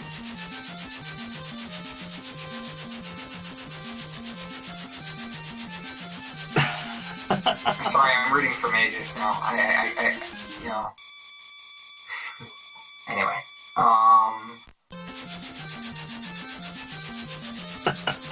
Chat split between saving the Tyros and killing the Tyros. Well, that's what the runners were doing. Actually, I think he was running away from Tyros earlier, too. That was the first Tyro kill we saw. Yeah, generally, like, in a race, if I can avoid killing things because it's faster, then I'll avoid killing things. Well, I mean, I like the fact that the Tyros are a very efficient enemy to kill if you're looking for XP. Yes. Anything that's a single enemy that gives more than an Agama is generally looked upon pretty favorably for XP. Yes, and Tyros do give a good amount of XP. Another thing I noticed, soft potions. Yeah. How do you feel about your soft potion issue? Well, I'll buy soft potions from now on, that's for sure. That was quite annoying. I was like, because I forgot that I burned my only soft potion. You know the funniest part? You know what level soft spell was? It was like 2 or 1? No, it was 8. 8? Oh. Only that white wizard could have even cast it. Yeah. However, speaking of people being turned to stone, did the thought cross your mind to maybe leave her stoned until after the threat of nuke from Lich 2? Sorta. It may have, but I was like, may as well keep her alive. Just because healing, there wasn't a whole lot of healing spells. And I didn't want to, burn through all my potions. So if I could cast, just burn through the white mage's heal 2s, that'd be easier than, trying to single grind the heal potions. Alright, and while we're on the topic of things revisited, I heard that there are encounters there you can run away from, but I'm not convinced after watching you run. Which encounters? You ran into 8 unrunnable formations in a row in those first sections of Temple of Fiends Revisited. Yeah, because I ran into worms. Ran into worms. Frost giants. Frost giants. Gas dragons. Reset. Worms. Gas dragons. More gas dragons. Zombie dragons. And worms. Well, at least in the next round I won't have to worry about RNG manipulation. Okay, he did get the ground. Yeah, he just picked it up a few minutes ago. And I wonder what he's looking for. He's checking a couple of these chests. Did he find Masmine? He did not, to my knowledge. Okay. And he didn't find... I feel like Masmine should be on our tracker. It's certainly more important than the Excalibur. Yes. Which is why I reset. I was like, I don't need the adamant. And since I know what's here... He also ran into the spike tile in this, thing, and he doesn't... He's fighting it. What? Why aren't you running from this? Yeah, Masmune and Ribbon, I feel, should be on the counter. I would even pull Adamant off if we had to make room. Oh, there's a question in The chat. mode button along with Masmune and Ribbon. It's great. That's excellent. Oh, who would I rather face? Chitin or Jake Hooper? I don't know. Neither of those sound great. Yeah, I can't I underestimate think I would go anybody. with Titan just because, I have a huge amount of respect for Jake Hooper in, all of the randomizers, not just this one. Yeah, he is. And I don't know Titan as well. Jake Hooper is definitely very good at all of the randomizers. So, well, I can't underestimate any of my my opponents. Yep. But you're into round 2. How does it feel to be off of these round 1 flags? I know they haven't been the most popular. I'm happy, I'm looking forward to shuffle skills and a randomized RNG table.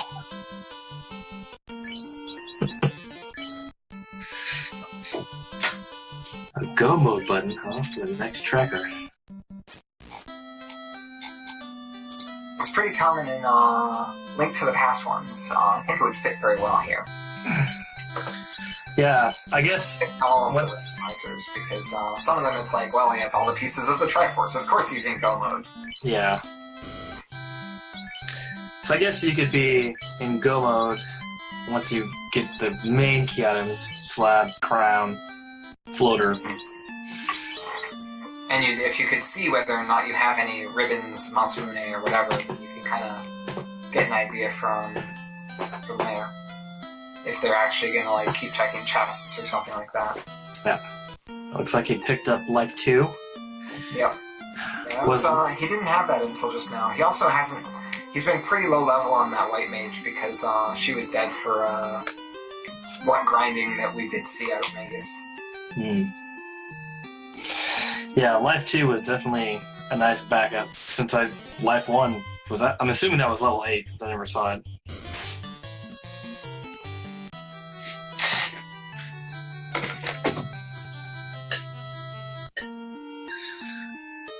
I wonder what he's looking for.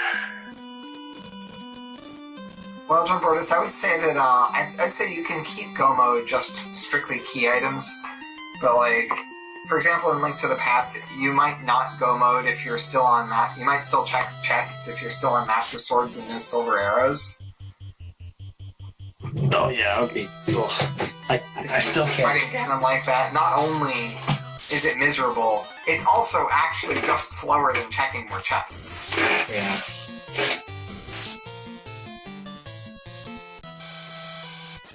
Yeah, well, if you don't have any ribbons and you have wall, the person has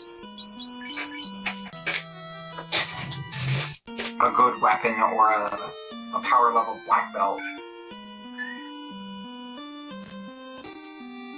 Yeah, that's true. Level 1 nuke, it's a low level nuke / fade, especially if both are accessible and you have like a lot of charges in them. Yeah. You can like blow through a lot of boss health like that, like 200-ish HP at a time. Yeah, I mean, Artea does it all the time with his mage parties. That's Artea's modus operandi. It's just like, I'm gonna avoid grinding if at all possible, and literally just might not even care about weapons. It does put you in a position where you are sometimes very reliant on the tail, however. Yes. Yes, you can win with Lit 3. We saw it in the last race. I had a seed where I had to like Lit 3, Fire 3 down. Mageius is running away from ghosts, and he will probably lose at least one party member trying to do this. Oh. That is a pack of 5 ghosts. Yeah, and they hit hard in vanilla. Hasn't lost anyone yet. If this nuke goes off quickly, he'll be okay. All Harm 4 goes off quickly. Oh, he picked up Harm 4. He did pick up Harm 4. Well, I figured with all the nukes and fades that I had, didn't need it. Although, What was Fade again? 5. Okay. So I have 5 casts of fade and 18 casts of nuke. Yeah, once I saw Fast and Temper were pretty low level. Yeah, that had to feel good with a pretty mage-heavy party, didn't it? Yeah, I was like, oh good, they can just power the black belt.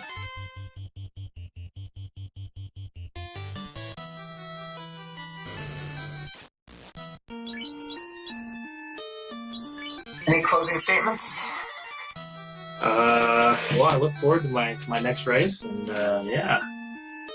So I'm glad, I got to make it out of round 1 flags. So don't underestimate any of your opponents, those of you who are participating in the tournament, because you never know. Even this one could have been a much closer race if just one unfortunate wipe hadn't happened to Mageius, and he had gotten that crown at like 40 minutes into the seed. Yeah. That could have changed the entire tone of this. It there might be a lot of good equipment hidden behind that key that nobody bothered checking because Crown wasn't found until the end of the game.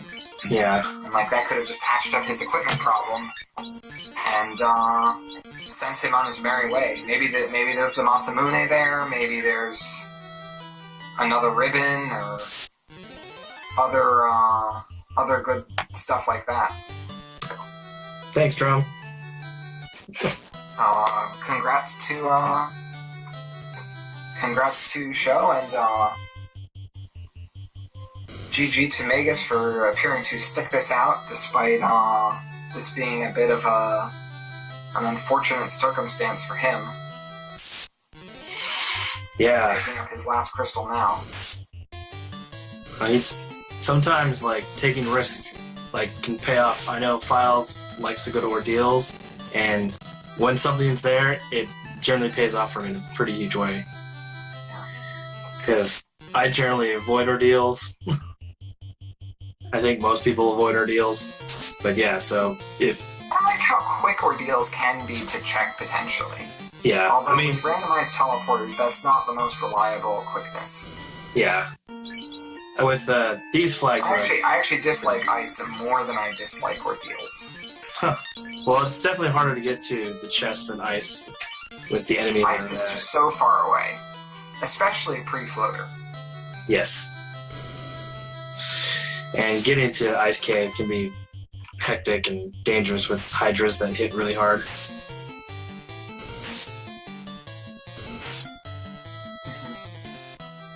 Or just consume a lot of tents and reset time. Yeah.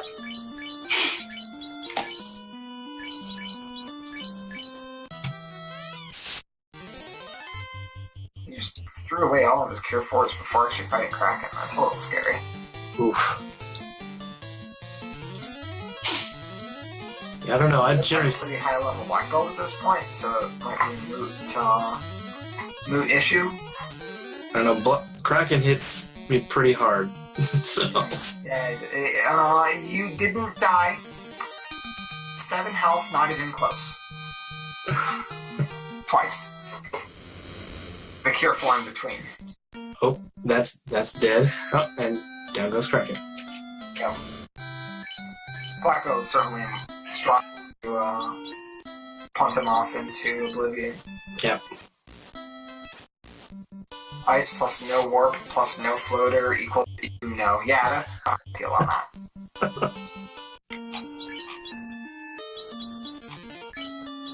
He went to the res this Red Mage in the clinic instead of just casting life 2 and healing up the HP. Ooh. Well, let's hope down this she goes. Dump.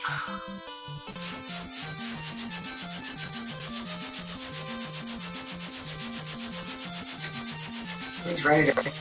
I actually am. I would love to race after this. I actually eschewed a race to commentate this, but I had a good time, so my first time commentating this game, and thanks for putting up with some of my mic issues and welcoming me like this. Depends on the flags. Anything but round 1 is good for me.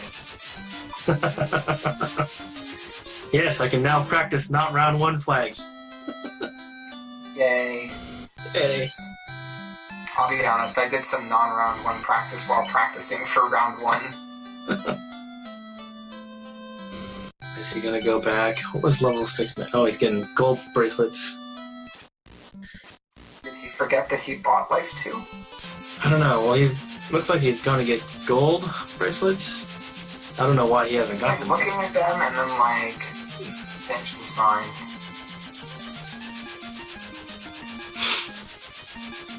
And he still hasn't stayed at an inn. Or he used a house. Or used the house. Or healed up that red mage. I don't know what he's looking for. Oh, he's getting the other key chests. Oh. Is he looking for Masa or something? I think we're going to have an open race. You dislike round 2 plus stop forcing a black mage on you. You can always use Dan's strategies if you have a black mage in your party. I'll point that out. It's a legitimate strategy. Ooh, opal bracelet. That would have been helpful. I mean, he's opening his equipment here. Those gold bracelets would have been really nice to have an hour and a half ago. Yeah, why didn't he? I picked up gold bracelet, because I know. You picked up a gold, everybody in your party was wearing a gold bracelet, basically the entire run. Yeah. Because they're so useful for mages, as basically the best armor. So you get that and the pro ring, and they have 34 defense or something. It's pretty good.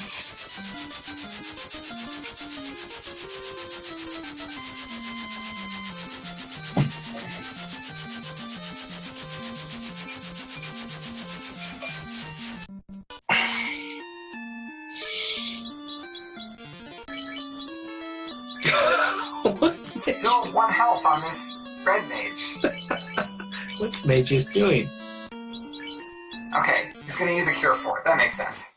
Use a cure for it, then pop another house, no problem. Wow, menuing's gonna be difficult. Yeah, I do not like. Do not like it when my menus don't cooperate. Yeah, gold and pro ring is 32 absorb, which is really good when you're getting like 6 hits from carry or 10 from Kraken. Yeah. That is very much a life or death thing.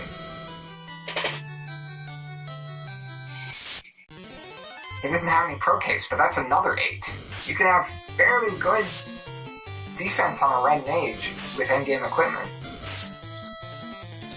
Like, this red mage could be like opal, pro ring, pro cape, like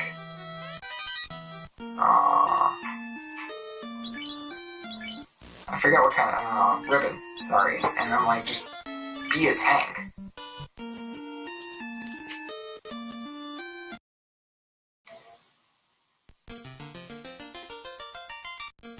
And meanwhile, that black belt does not have a he didn't up his response speed after that power off. Oops. Something you have to remember to do. I actually forgot once and got like just at the beginning of the game, and I was in a fight with imps that took me a full minute to nuke them. Oh, sounds like there's a room opening up. For a race. I would like to join that.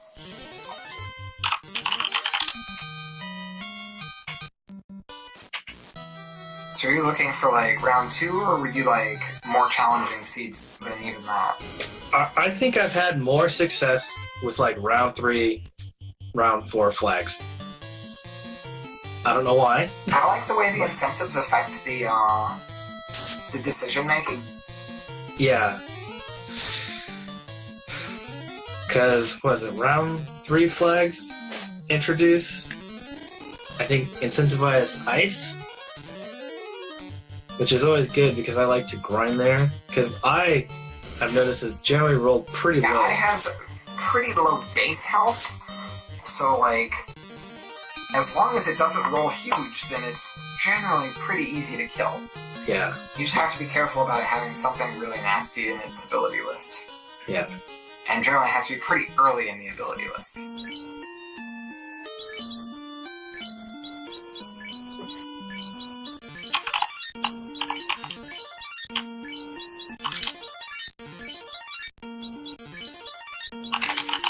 I will certainly need some water. I made the mistake of doing this commentary without grabbing a glass of water. Yeah, I filled up on water before the race, so I do have some. I usually do that before a race, but for this I was like, I sat down and it was like 10 minutes in and there was no commentator, and I was like, hey Czar, you need a hand? Like, Czar was just like basically handling commentary from chat and doing his best at that. Here's that gas dragon fight that we saw before. I don't think that he has the poison resistance on everyone. How many ribbons Oh, did you actually, find? that's one more question I want to ask you about. You were really conservative on your nukes when you were fighting gas dragons. I found that really fascinating because I want to get out of that fight ASAP. Yeah, I don't know why I saved my nukes. I think I was saving it for Tiamat just in case, like, he decided to be a jerk, because that happens all the time. Even though the flags were really low. Ignoring your ribbon when painting the black belt. Yeah. I mean, he took out my black mage immediately, and I was going to try to do a Bane sword attempt just for S&Gs, but that didn't happen.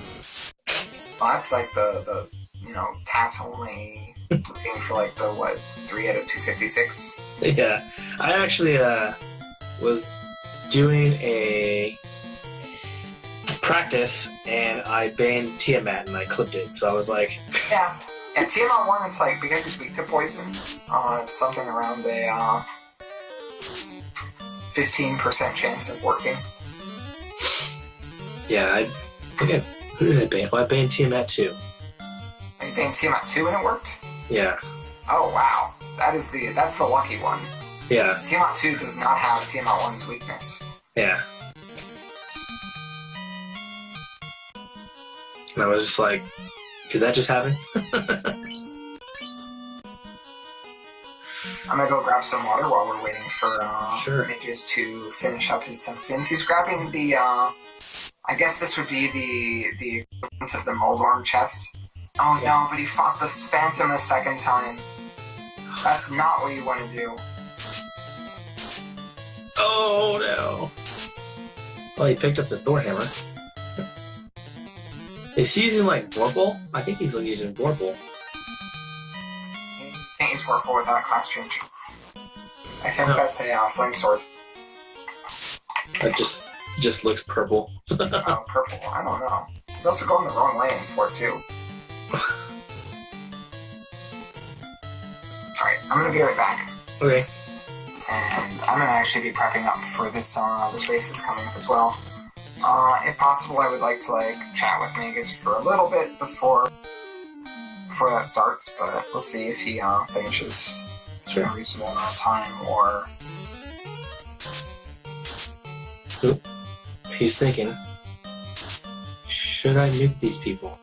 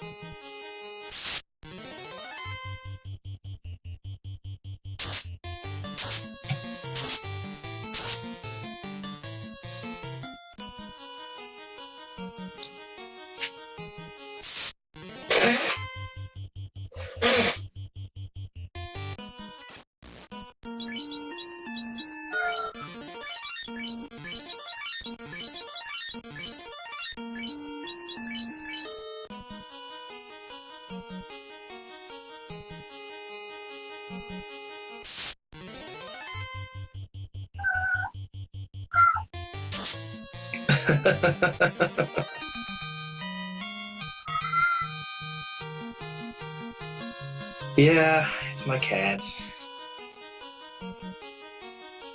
I don't know what they want. Probably want treats.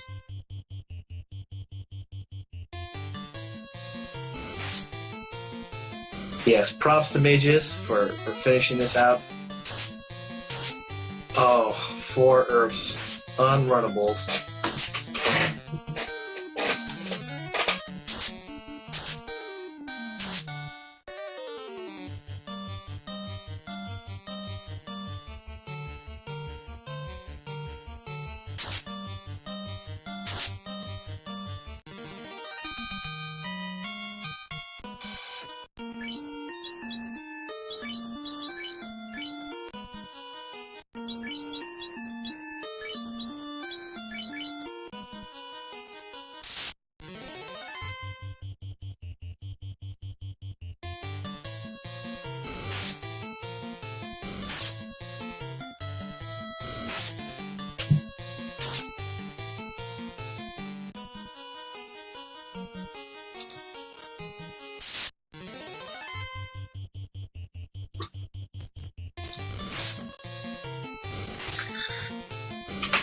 Black Mage dead. And another unrunnable. Now, you actually didn't. You stopped getting unrunnables once you got to the Earth floor, but I think that 8 in a row will be a standing record for some time for this tournament. Yeah, probably. You were joking that you had manipulated to get the maximum number of unrunnables instead of the minimum. Well, I wouldn't be surprised if I would have got Iron Gold TMX 4. We did a race the other day, like a 300% race, and I ran into Iron Goals. It's like, oh no, it was my tourney race versus Files. Yeah, I'd run into Iron Goals right before Tiamat. Like, this is wonderful. Looks like he's gonna leave his Black Mage. No, he's gonna res his Black Mage, but he didn't heal his... Oh no, this is really bad. Look at that Black Belt health. This is Vanilla Lich. Nuke is gonna get cast. I was lucky that Lich didn't cast Nuke on me in the first round. Oh, but that massive Black Belt MDef pulls through.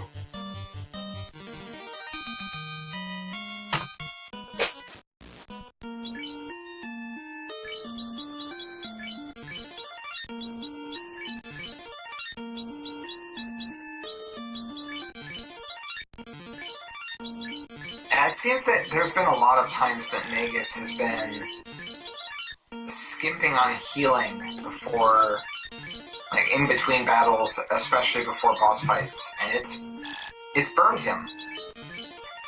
Literally.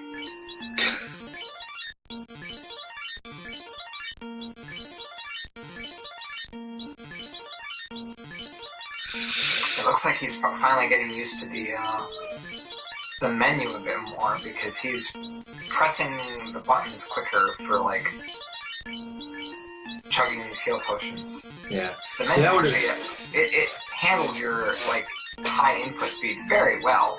Yeah. I would have used the tents and the cabins, so the heals would have been all the way on the left, and you just press up Yep. onto it. Yep.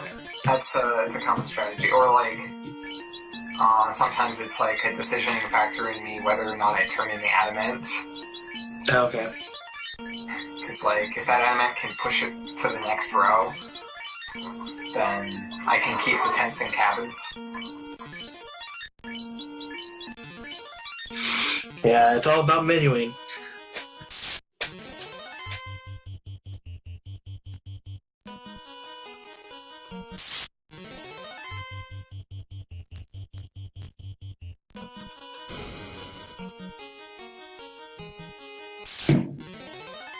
Meanwhile, for flags, I have to agree with as Ravenheart, round 3+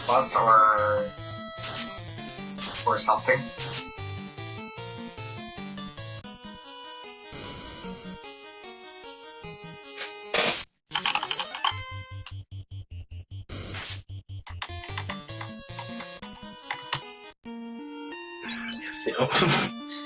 Okay, mono. That's interesting.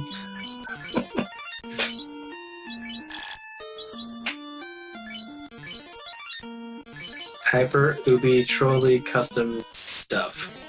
Well, if Sar makes the seed, it's gonna be Trolley in itself.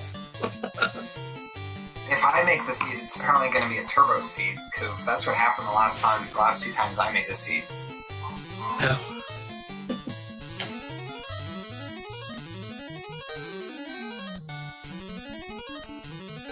People getting like 115s. Oh, did you do that scene earlier today? Where I was the one that made that seed earlier today, yeah. it's like, I looked up, you know, Meowed had typed done. I'm like, 1:15? He just broke the record. And then Edge was not far behind him. I had that seed. I had like a 140, which was like the last place among people who finished, and I'm like, I thought 140 was good. Yeah. And then, what did I do? Where did I... But I guess it kind of gave me some practice in like, shut up and move. Countering. Something... I didn't go somewhere. Oh, Topher had the whatever item that I couldn't find, and that cost me like so much time. Or Temple Fiends.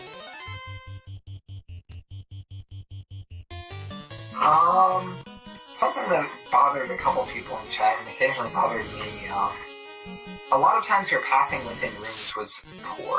Is it something that you've tried to work on? I guess I mean not walking along the bottom of rooms when it's available. I haven't really worked on pathing in terms of like rooms. And then I generally like overshoot things. I'm still working on that. You figured doing this randomizer since January to have that figured out, but I don't. Yeah, I definitely am not the best when it comes to like paths and rooms. But generally what saves me is routing will usually save my butt. Oh, he hasn't brought back the Black Mage.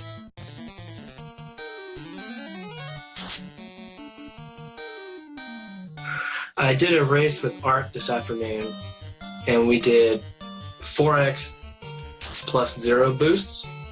That was fun. I think it was like 300% enemy stats.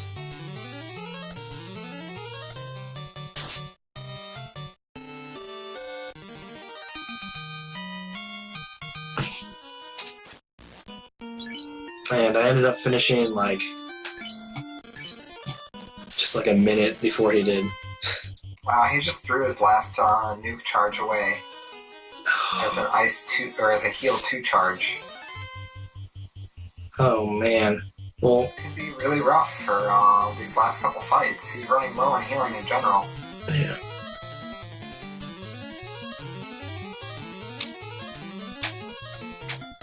I don't know if he intends to pick up that Black Mage specific, like basically leave him on the ground Till chaos. until chaos, because I don't have many life 2s to spare, so I don't want him to pick him up just for him to die again. Uh-oh. Well, there goes that.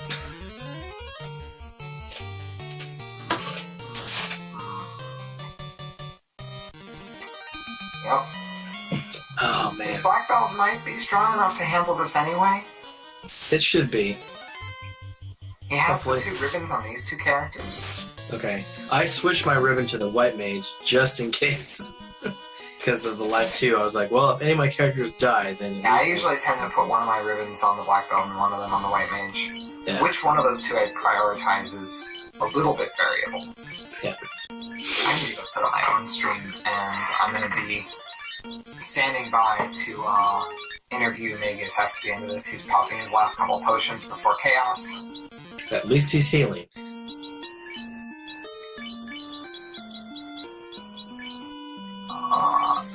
Please equip all of your stuff. Oh, what did I forget? I did a race. I think it was files the first time, my round 1 match. I forgot to equip my That's the ribbon. rune sword, apparently. That's what his red mage is using. No, not That's why I don't recognize it. not the sword I'd be using, that's for sure. I would have bought a silver sword. I didn't find anything I don't better. think it ever looks for one. I ended up using ice. The ice sword was the best thing I found. Yeah, I remember that. You found one eventually. It was like flame sword for a while and then ice sword, I think. Which they're pretty close together. I think they have the same stats, but because ice sword is a higher ID, it's better, quote unquote. Chaos is churning through his spell list at a terrifying speed. Yeah, the first thing he needed to do was crack. That was not nice. But at least my Black Mage got off it fast. Oh, because he was casting Invis too first. Alright, we're... Cure 4 is the next spell, but it's possible Chaos won't get it off, because he's taking about 1200 damage and could take another... Oh, no, there's Cure 4. But 600 more damage back into his health pool.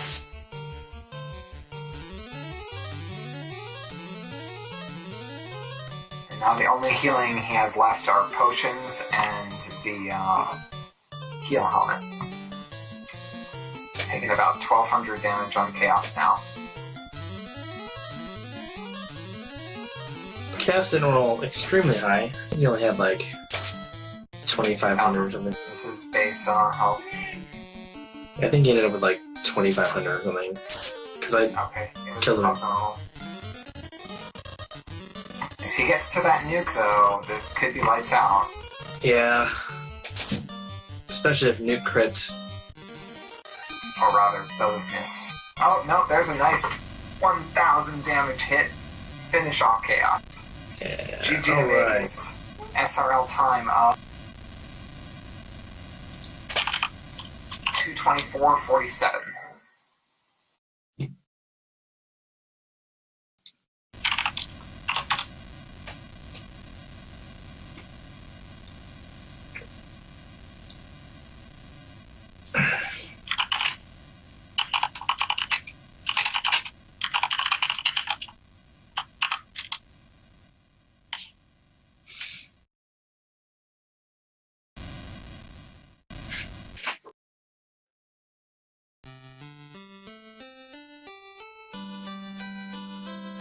Cool, I think Mageius is coming in.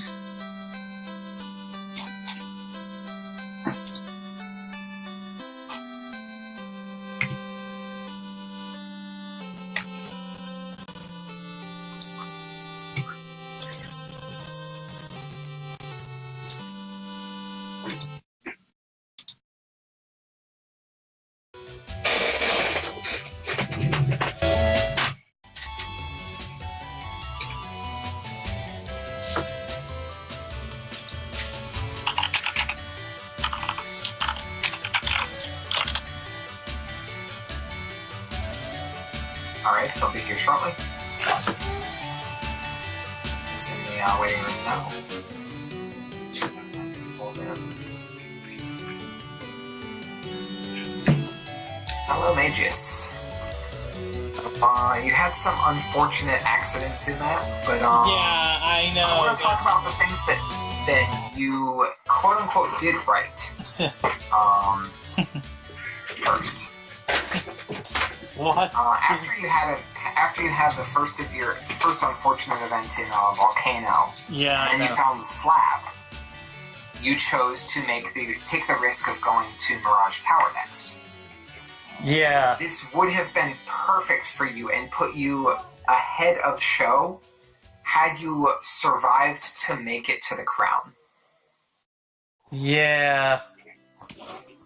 Yeah. Probably a little frustrating to know that it's like ultimately that gamble you made was correct, but you kind of abandoned it due to being a little on the weak side and a little just probably frustrated by another wipe. Yeah, it wasn't really that frustrating. It's more the fact of, well, I know that probably had to be there, and I was thinking through what Sho would have done, which would have been the traditional, okay, get through Volcano, once you found Feather, it's like, okay, they're gonna go straight to the something shrine, and basically... Sea Shrine. Yeah, so basically what I figured is, okay, I know there's probably not much in Volcano, which is why I continued to go instead of resetting after my party was basically screwed, because I figured, okay, I'll take the information. I'll just straight up take that information. One thing I noticed that could have really helped you is your equipment was pretty lacking throughout the whole seed. I know. You weren't really putting any going out of your way to get any silver or gold bracelets on those mages. I know, and I completely forgot about it until near the end. It happens, though. Yeah. Yeah. But I did show that a red mage actually is a decent damage dealer. Oh, absolutely, yeah. They're pretty solid at, once you find a decent sword for them, or even just, cast fast on them. Yeah, that's why I was basically just using him in a support role and just like, okay, by the end, he had enough HP to basically was like, okay, I got dead party members, And you did end up getting an opal bracelet from, I think it was the Dwarf Cave key chests. Yeah, I was checking for like at least something like that because it was like by then it was just like, okay, my other two mages are probably not going to be lasting long because I haven't looked for anything. Okay, just keep the red mage alive because he's got enough, stuff to keep the main damage zero alive and just, okay, have him in the first slot and just straight up absorb damage and that's it. It worked out that the opal bracelet plus like a pro ring is like 40-some absorb already. You didn't find any pro caves, but that's another 8 that you could have potentially had there, and then you have a ribbon on top of it to, Yeah, basically I had the 2 ribbons of that, but it turned out to work, at least. Yeah, you made it. Like, your Temple of Fiends was actually faster than Sho's. Sho ran into a lot of unrunnable encounters. He ran into and I just guessed at an actual RNG manipulation. It's like, okay, I know it's at least like 1 or 2 or 3, it's just like, screw it after a while. I'm just like, okay, I'll go from there. Yeah, no RNG manipulation for me. I haven't learned it. You're anti-RNG manipulated. Yeah, I just basically invented one on the spot. Just like eight unrunnables in a row, I think, is the most we'll see for a long time. I personally That's what enjoy it. It was fun. It was an interesting seed for sure. I mean, this was my first sub 230. Oh, nice. Oh, congratulations. Thanks. TV for you at least, even if it isn't. Yeah, it's like, after the wife's just like, yeah, I know I'm not winning it, so it's just like, why do you think I took the time to basically show off at least some of the actual story text at the very end? I see. It's like, as you guys remember in the Discord, we had a whole argument about just like, what is this actual story for? It's like, I'll show you some of the ending text so you can actually believe what he says. Nice. Gotta at least include some humor there. Yeah. Did you do anything like Ice or Ordeals or Marsh? Nope. I checked Marsh. Okay. But I made sure I had, basically I had saved just before and after getting the airship and just like, okay, anything good? Nah. And basically I think the only good thing in there was money. Okay.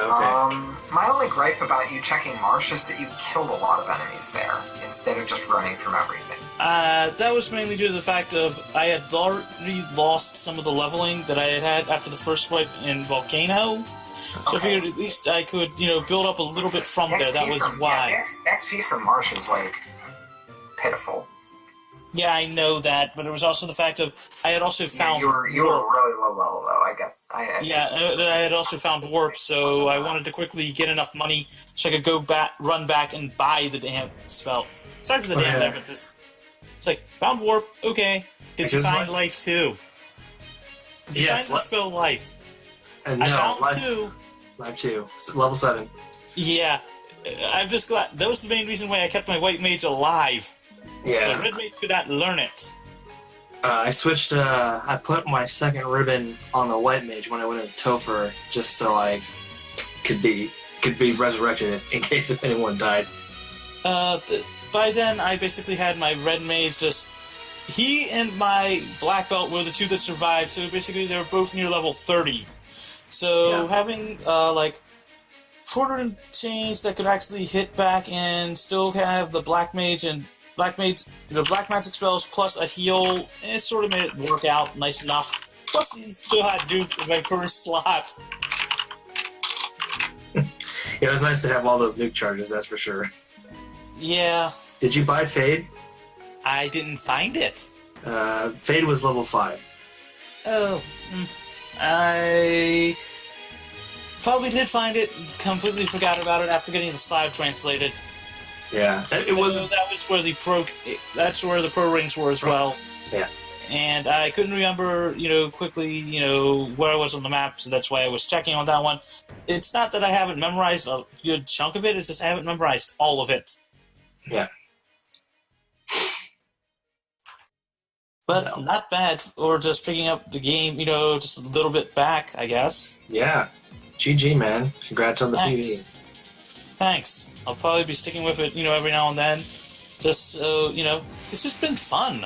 It's been fun, It's like you've got, the Link to the Past style randomizers, which, it's a lot more about checking everywhere and just, actually being able to know how to actually kill the enemies. And then this one is more like just checking everywhere and just basically understanding the old school RPG aspect of it. It's been fun learning both of those over the past 3 months.